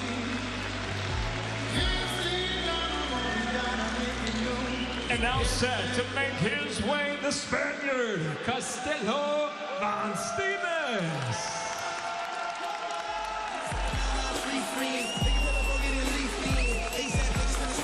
Turn the clock back pre-COVID, and it looked like this guy was the next big thing at middleweight, and he was heavily on track for a world title shot until he got into a fight with John Salter, and like so many people, seemed to underestimate the strengths of John Salter, and suddenly that derailed him. And even with the split decision win over Fabian Edwards, that combined with the injury and COVID in suddenly a very crowded division. As you said, John, that's what happened in MMA. It very quickly turned around as we check out the tail of the tape here, and another one that could steal the show tonight.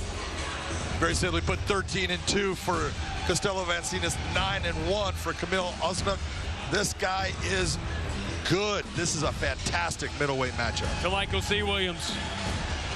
Ladies and gentlemen, tonight here, Bellator 287 will go to the middleweight division. Set now for 3 5-minute rounds. Introducing the blue corner. At 6'3", weighing in 185.4 pounds. His professional record 9 wins, 1 loss. Hailing from Mirabito, Poland, presenting Onischuk. And across the cage, his adversary out of the red corner. At 6'1", weighing in 185.4 pounds. In his return to the Bellator cage, he stands with 13 professional victories, 2 defeats from Rotterdam, Netherlands. Castello, the Spaniard, Van Steeners. And the referee in charge, Brian Miner.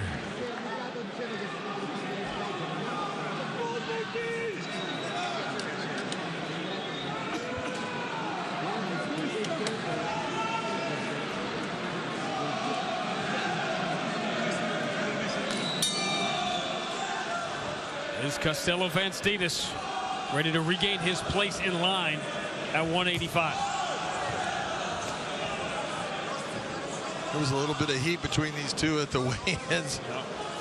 Onischuk decided that pushing Castello Van Steenis seemed like a good idea at the time. Van Steenis just looked at him and said, "Oh, I see. We'll see you tomorrow."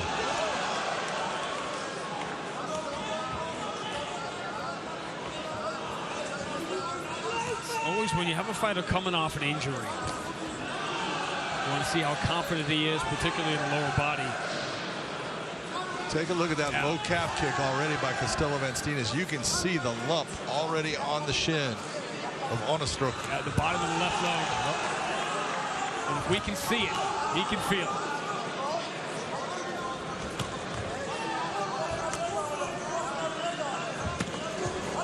Beautiful body kick, stopped by Van Steenis though. And this is where Onischuk does great work. He's super strong inside the clinch. You wouldn't think due to his range and the length of his legs he'd be that effective, but he's really good in there, brings up really hard knees.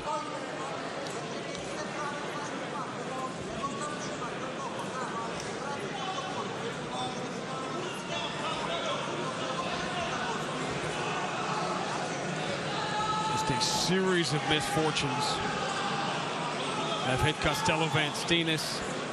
He was going to fight Lorenz Larkin last May. He had a groin tear, he had hernias, eventually tore his ACL. And that could happen just when everything is going great. It can turn just that quickly. Still just 30 years old. The Salter fight was the one that derailed him. He had John Salter. He was teeing him up first 60 seconds of that fight. Now once John Salter got it to the ground, Van Steenis couldn't get back up, and he had a huge third round. There was drama because after Salter had won the first 2 rounds, Van Steenis was toying with it. We were on that 10-8 surfboard for a while in that third round. Absolutely, he was eating John. John took a lot of damage in that third round. It was one of those ones. It could have been a 10-8.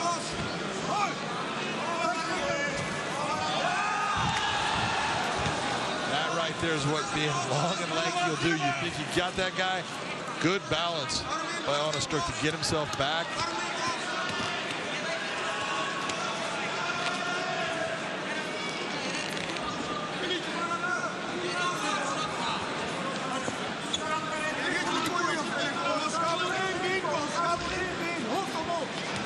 Steenis going back at that left calf where he did the damage in the opening minute.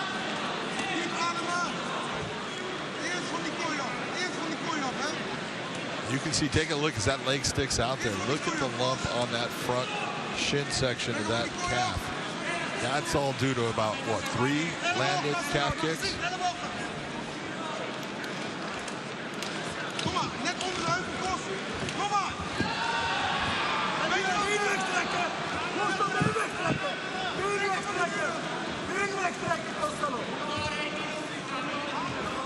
And see, there you go. Has the ability with that trip.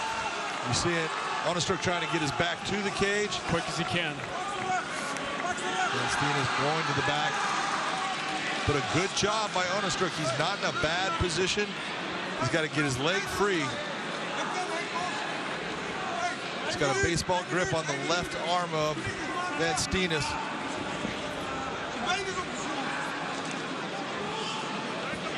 question among many is, how is that left leg feeling right now? Not good. Just telling you, that thing is, you can see. Whoa. Big shot. Not expecting that. Onischuk against the fence. They get a kick that high. And Onischuk said, I've got the best high kick in the division. He's going to get a takedown here. He's got his hands together. He just needs to drive his hips in. Nice job by Vanis to use the cage. Didn't grab anything, but he used it as a balance point. Scrape. A lot of back and forth. There's a lot of energy being put out by both of these guys right now. All of this grappling and clinch work has not been easy. Just forget, not having seen him so long, out of sight, out of mind, how dominant Vanis can be. And how explosive and dangerous he can be in a short amount of time. Through one.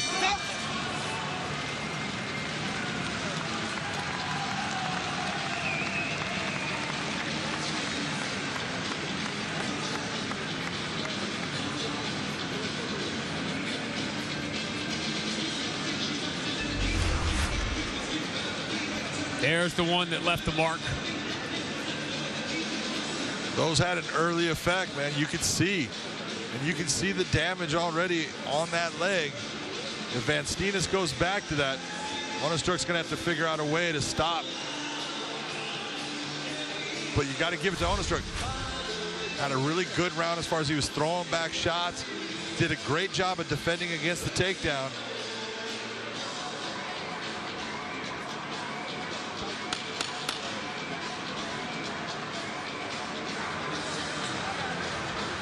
Grab that water.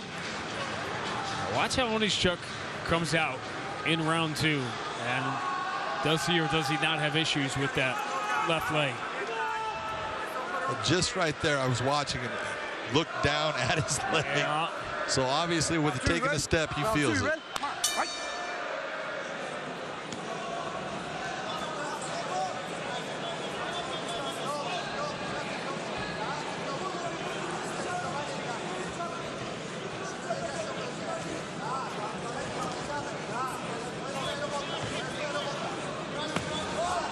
Back to it.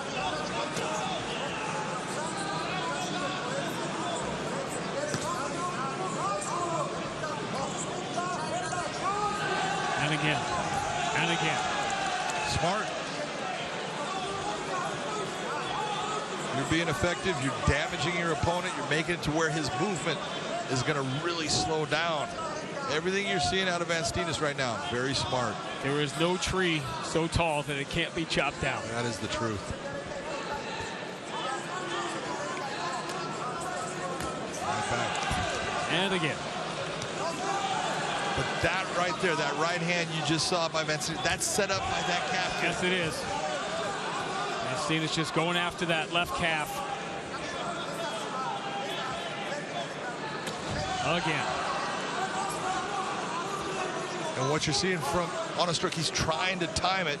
So when Vanis throws, he's trying to throw a right hand down the middle. He's just not able to time it right now. Vanis is looking at him as far as he keeps on bringing that left hand up every time he throws that kick. But you just saw the kick by Onischuk, nothing on it.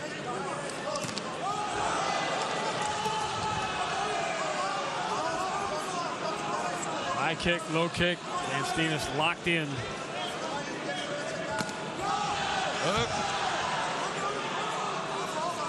Got to be careful of blocking that with that one hand.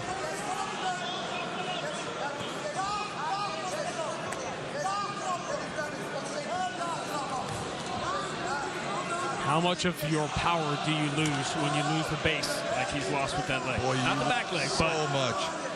And you got to really give it, you know, thinking about it as you're looking at it, how long has it been since Vanis has stepped foot in the cage? He looks good. We talk about ring rust and things like that all the time. I'm not seeing anything with him. He's been fighting smart. He's effective.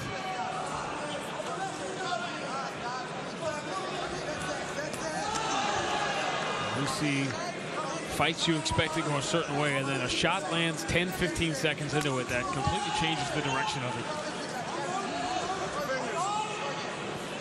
Well, the one thing that you're really seeing, and again, that the calf kick has created in this situation. Nice shot. Beautiful job by the high kick. Oh. Vanstinas goes hurt. Oh, he's hurt. He needs to change levels, but even that was too slow. Wrapping up the Darce. Onischuk stays there. He's in trouble. That's it. Costello Vanstinas, the Spaniard, is back. That was a carving. You talk about a guy that just surgically picked his opponent apart. That was a beautiful performance by Costello Vanstinas.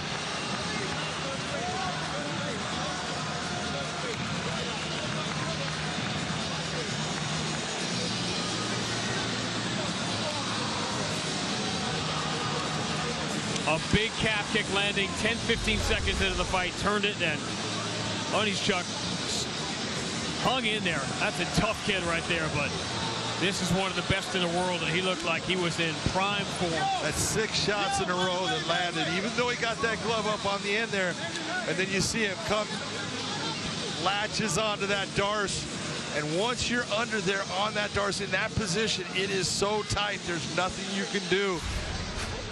Beautifully performed, beautiful transition. Great win for Costello Vanstinas. Who stops a guy who had never been stopped and does it with ease. To Michael C. Williams. Ladies and gentlemen, inside the Bellator cage, the Darce brings on the tap. Official time, 3 minutes, 2 seconds. Round number 2, the winner by submission, Costello, the Spaniard, Vanstinas. That is a statement made by Costello Vanstinas. Number 1, gang of the meat, Johnny Evelyn. We head to our final prelim as Costello Vanstinas heads to 14-2. Skip the rest of the guys. Bellator heats up in Milan. When lightweight contender Adam Piccolotti takes on Bellator newcomer Mansour Barnaoui, plus Fabian the Assassin Edwards versus Charlie Relentless Wool. Bellator MMA Live, today on Showtime. We check out the tail of the tape with the always entertaining Davy Gallon. David Gallon at 5'8", 5'10" for Scatizzi. Scatizzi, an outstanding grappler, but Gallon, black belt in judo, but being very effective on the feet. Gallon has won 5 straight. Daniele Scatizzi, a young fighter. A lot of those losses came early in his career. We talked about that first ever international Bellator event in Torino, Italy back in 2016. Scatizzi just 23 years old. A very young fighter at his first event on the big stage back in 2016. The crowd's still buzzing here because there are wins and there are statements. And what we just saw from Costello Vanstinas is, you want to put Fabian Edwards in the co-main event? Fine. Let him top that. Hey, and you really have to look at that, Sean, because it's so important to these guys. I beat that man. Yes, I've been gone. Yes, I was injured. But I want you to know I beat that man. You just saw what I did. Let's see him do something better.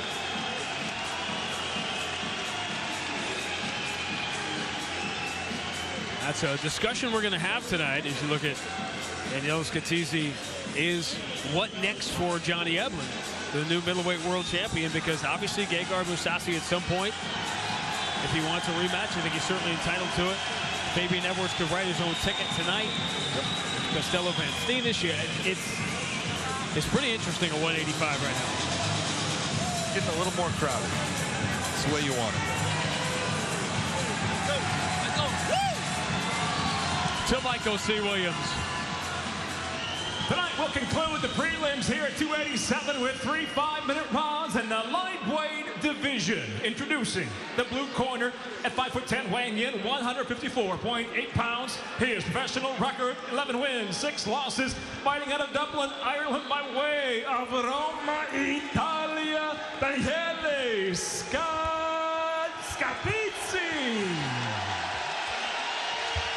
And across the cage, his adversary out of the red corner at 5'8", weighing in 155.8 pounds. As a professional, 21 wins, 7 defeats, 2 draws. From Normandy, France, David Lenormand Gaillot. And the referee in charge, Jacob Montalvo.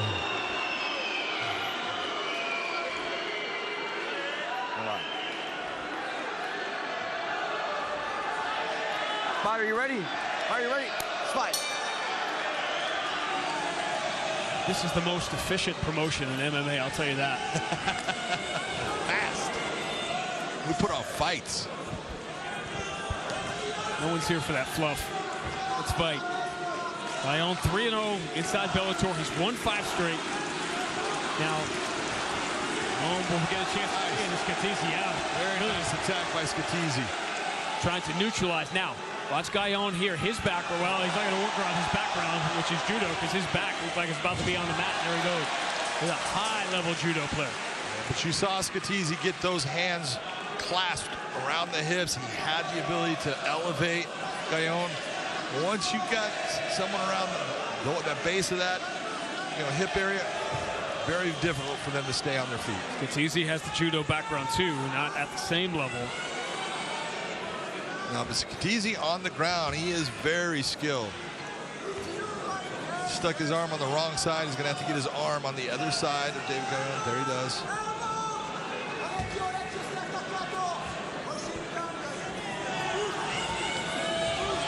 Nice job by David Gaillot. Himself back to his feet. Right back in on the hips.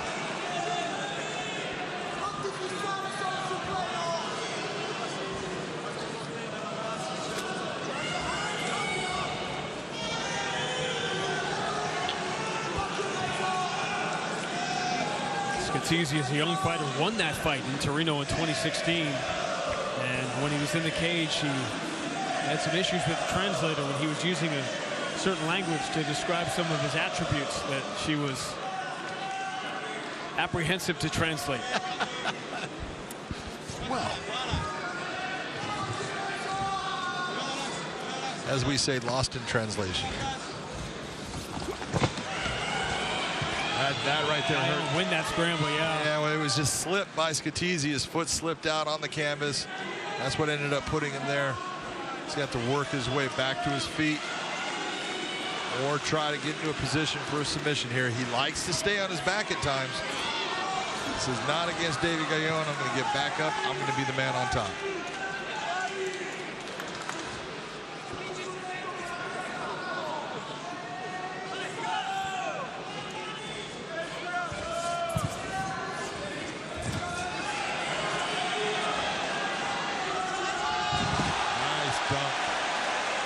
Job by Scatizzi.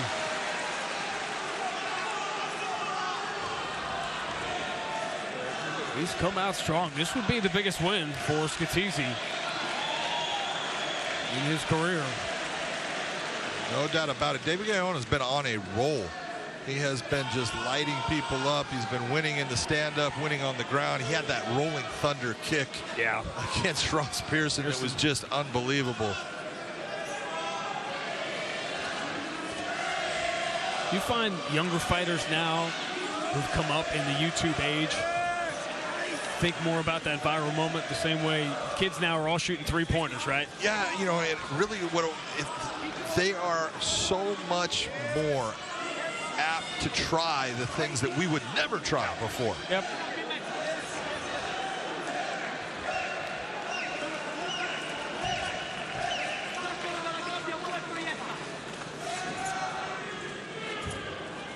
Two judokas walk into a phone booth.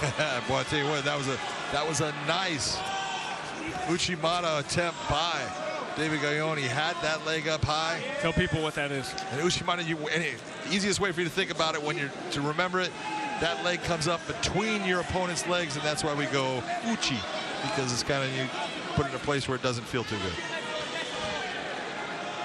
That was probably not the explanation a lot of you. Probably not. That's why I wanted to do it. Right there, he's looking for a Haragosh.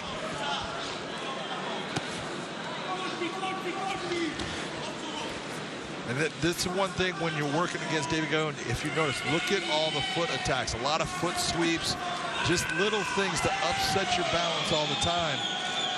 They start to take an effect on you because you're not sure where the next attack, where your balance point should be.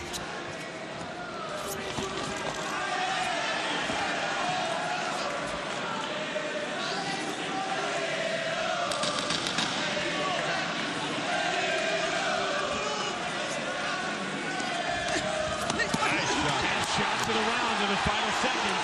Skittizi started strong, finishes strong.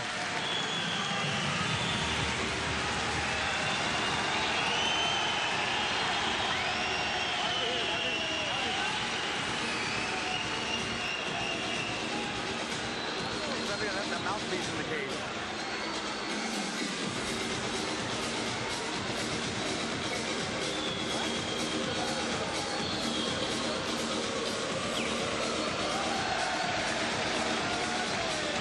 We are headed towards the main card, top of the hour. 3-4 shots, and then we'll get to the position. Open with Justin Gonzalez at 13-1. Trying to make a statement. Bone lost to Aaron Pico.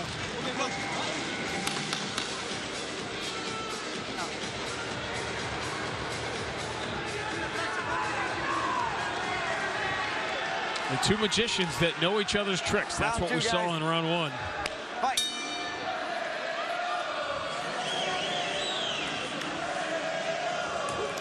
Who took their judo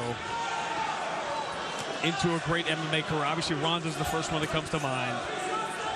It's also Toshi Ishii and Bellator. Maybe some of the great judokas that made it work. Well, you know, the first guy ever that we saw was a guy named Christoph Leniger. And he came in and had good judo. Ben Spikers tried it, you know, when he fought Renzo Gracie. But if you're going to look at Yoshida in Pride, really made a career with his judo, being an Olympic gold medalist. A couple of guys, Nagawa, he was an Olympic gold medalist. Wasn't as successful in the MMA realm, but if you're going to say who is the most successful judoka overall, it's got to be Ronda Rousey. We often didn't have much time to appreciate it, her fights. Well, now you take a look and the person who is doing it now, that's Kayla Harrison. Yeah.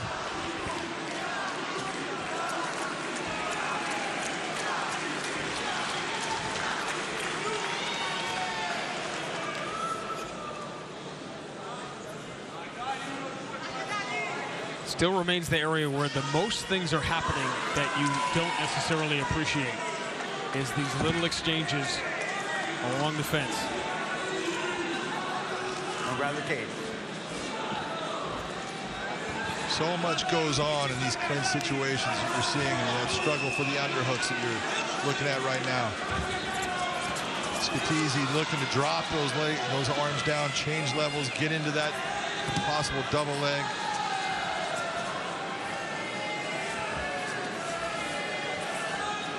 And everything is about leverage here. You dig that underhook, you keep it high, you push your opponents back towards the cage.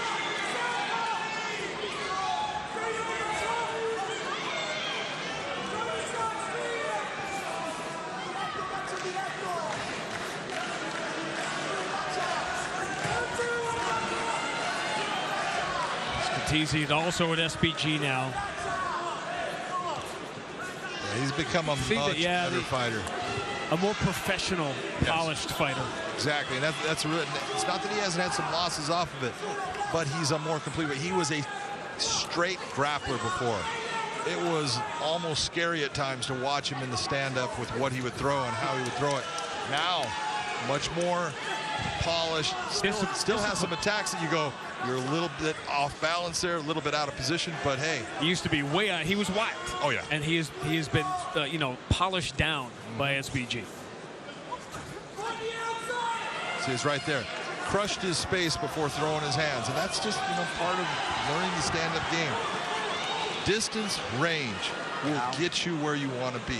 Understanding when to throw, that timing, that all creates speed and accuracy.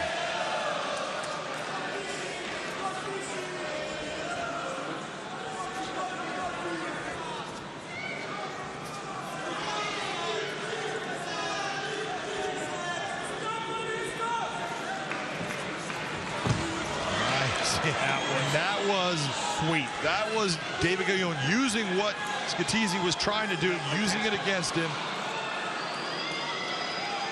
That's a judoka right there, using leverage into the body lock. This is going to be a tough spot for Scatizzi to get out of with just a little over a minute left in the round. Well, knowing that Scatizzi is really good on the ground, he's going to have some good defense. If you're David Gallon, you want to open up with shots now. Just start to try to do damage to him. Make him pay for the mistake he made in trying to take you down. He's already broken the body. Nice job. He goes that top position. We'll see what he does here. Full guard. That was not smart where he put himself. Yeah, he's put his head in a dangerous spot. When you see him going over, that's telling you it was tight. He was having a problem with the pressure.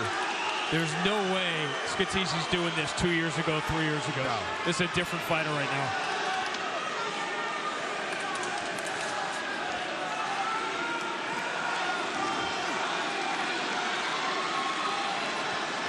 That was a situation in which Gallon could have frozen the round for the final 2 minutes. Instead, now he's on the defensive. Yep. That's Scatizzi, boy, he is finishing rounds strong.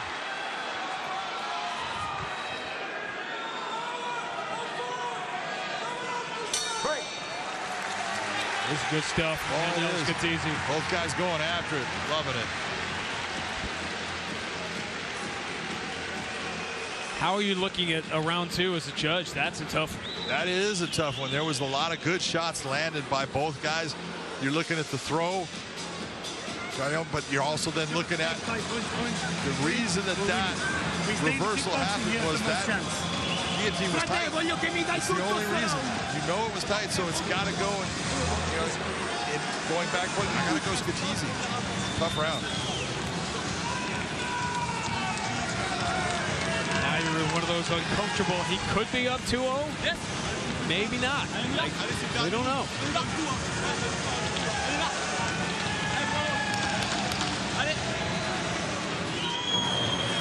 Scatizzi having fun out there. He has been from the time he walked through the curtain. All right, round three, fight.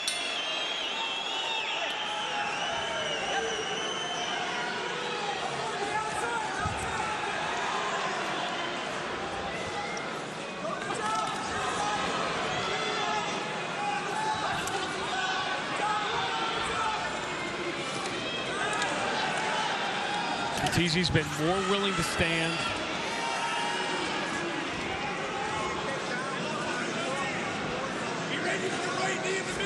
It's almost as if where Gallon felt his advantage was going to be, he's been neutralized.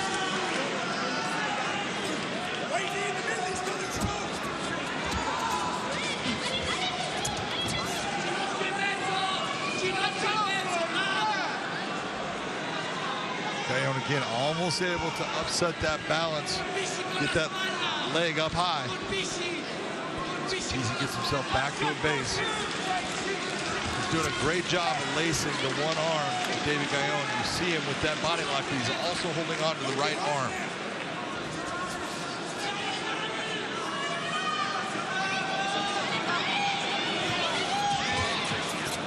Keep that grip then, Eddie. Keep that grip. Right knee in the middle. Here is coach saying, keep that grip. They're right. Use the knee. He basically eliminated him to a one-arm fighter at this point. You have the grip here. Shots with the left hand as well. If you feel. Go fishy. Shoulder. Left hand. Hip. Go fishy. Back down. Drop the hand. Push the head down. Do it again. See the effort. Again. If he can just keep that lace with his right arm, he can decide when to let go with his left and land shots. 5-fight winning streak for Gallon. As you said, he has stayed busy. He has lost fights, but he's getting better and better and better. This is without question the best performance you've seen. Absolutely the best performance I've ever seen. Inside trip. And again, Gallon almost being able to get him onto his back. Scatizzi fighting his way out of it. Still with the double unders.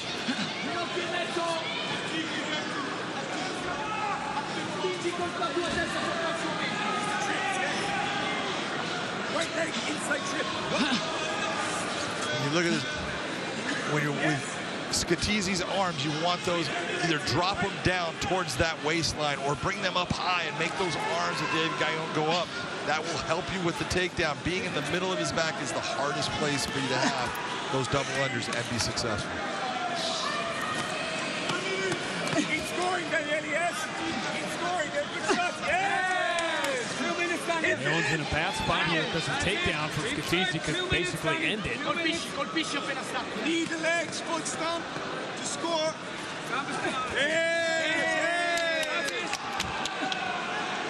Positive reinforcement. But you got to look, and if you're Scatizzi, you need to do something with this because you're the guy with the advantage, and if you're not going to do something with that advantage, this is about fighting. It's not about running the clock. Right now, he's turned into more of, I'm going to run the clock. Now he's trying for the takedown. That's what you're looking for.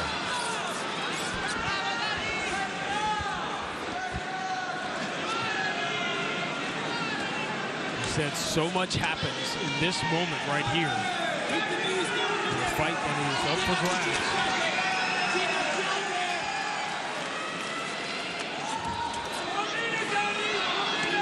As we hit the final countdown, who's going to get the final takedown? Again, look at that underhook. You see how he's driving up and turning that corner with that underhook. That's what puts David Gaillon's back to the cage.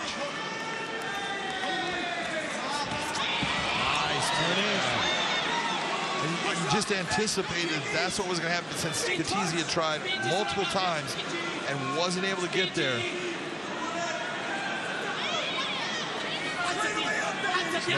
Gaillon, in my opinion, 30 seconds, you need to go. Don't just hold, go after him. Remember, Scatizzi finished each of the first 2 rounds with a huge flurry.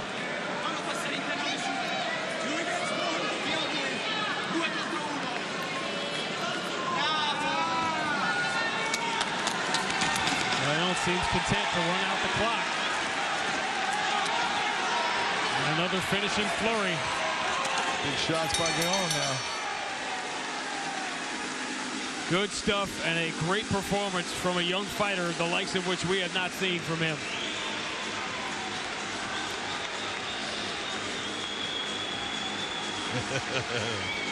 This is very much one of those, your guess is as good as mine. You feel like it went a certain way. Yeah. But it's all based on what your expectations were for the fight.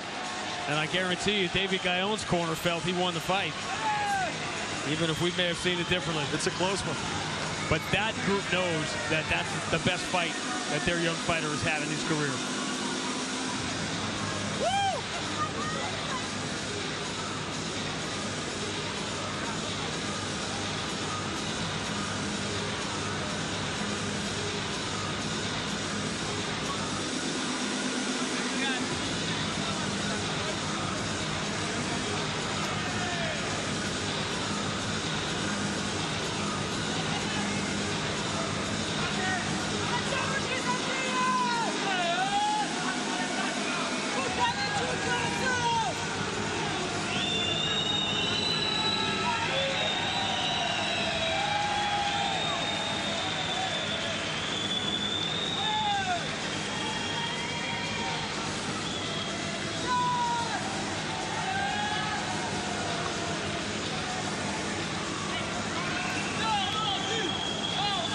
Your guess is as good as ours. We're asking all the questions. Michael C. Williams about to give us the answer.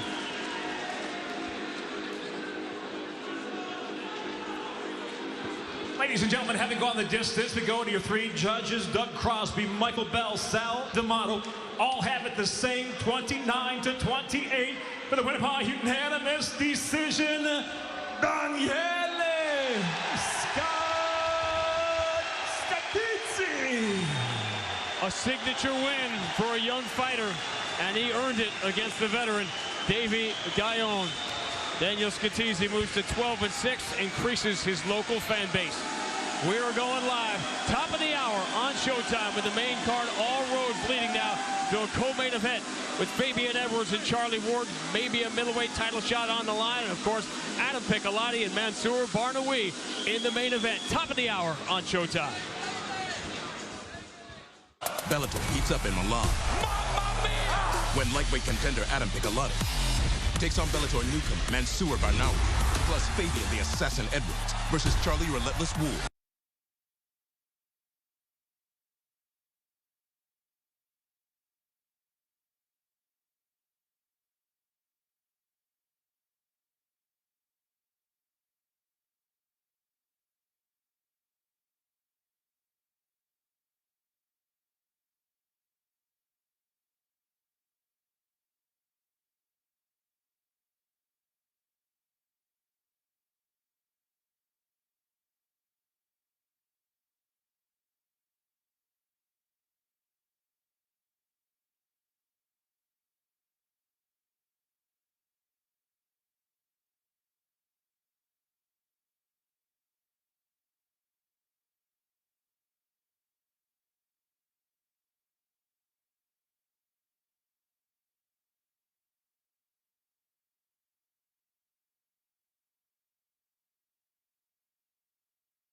Hey.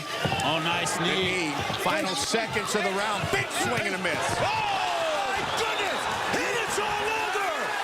Just like that, Charlie Ward. He was cut. He was hurt. And, man, he uncorked a shot that dropped Redmond. Seconds left to go in the round. And look who's in to celebrate with him. The notorious one. Wow, Conor McGregor trying to go at the referee. I don't know what's going on here. Who's the bodyguard now? That's the big thing, is that in this position, start to posture. Don't stay belly to belly on him. You want to posture and start giving yourself the ability to land with power. And right now, Charlie Ward is landing with power. And Charlie Ward living up to his nickname. He is relentless in his attack on Martin Hudson here. And referee Dan Mergliata has seen enough. Charlie Ward improves to 5-3. Charlie slowed himself down, got a good position, and once he decided, I'm going to just start opening up, those hands came with a lot of power behind him, landing heavily on Martin Hudson. You see Martin Hudson starting to just shield, not returning anything, and then the posture here, big right hand, big left hands coming in. Dan Mergliata is telling the fighter to move, he can't move, and finally the referee steps in to stop the fight.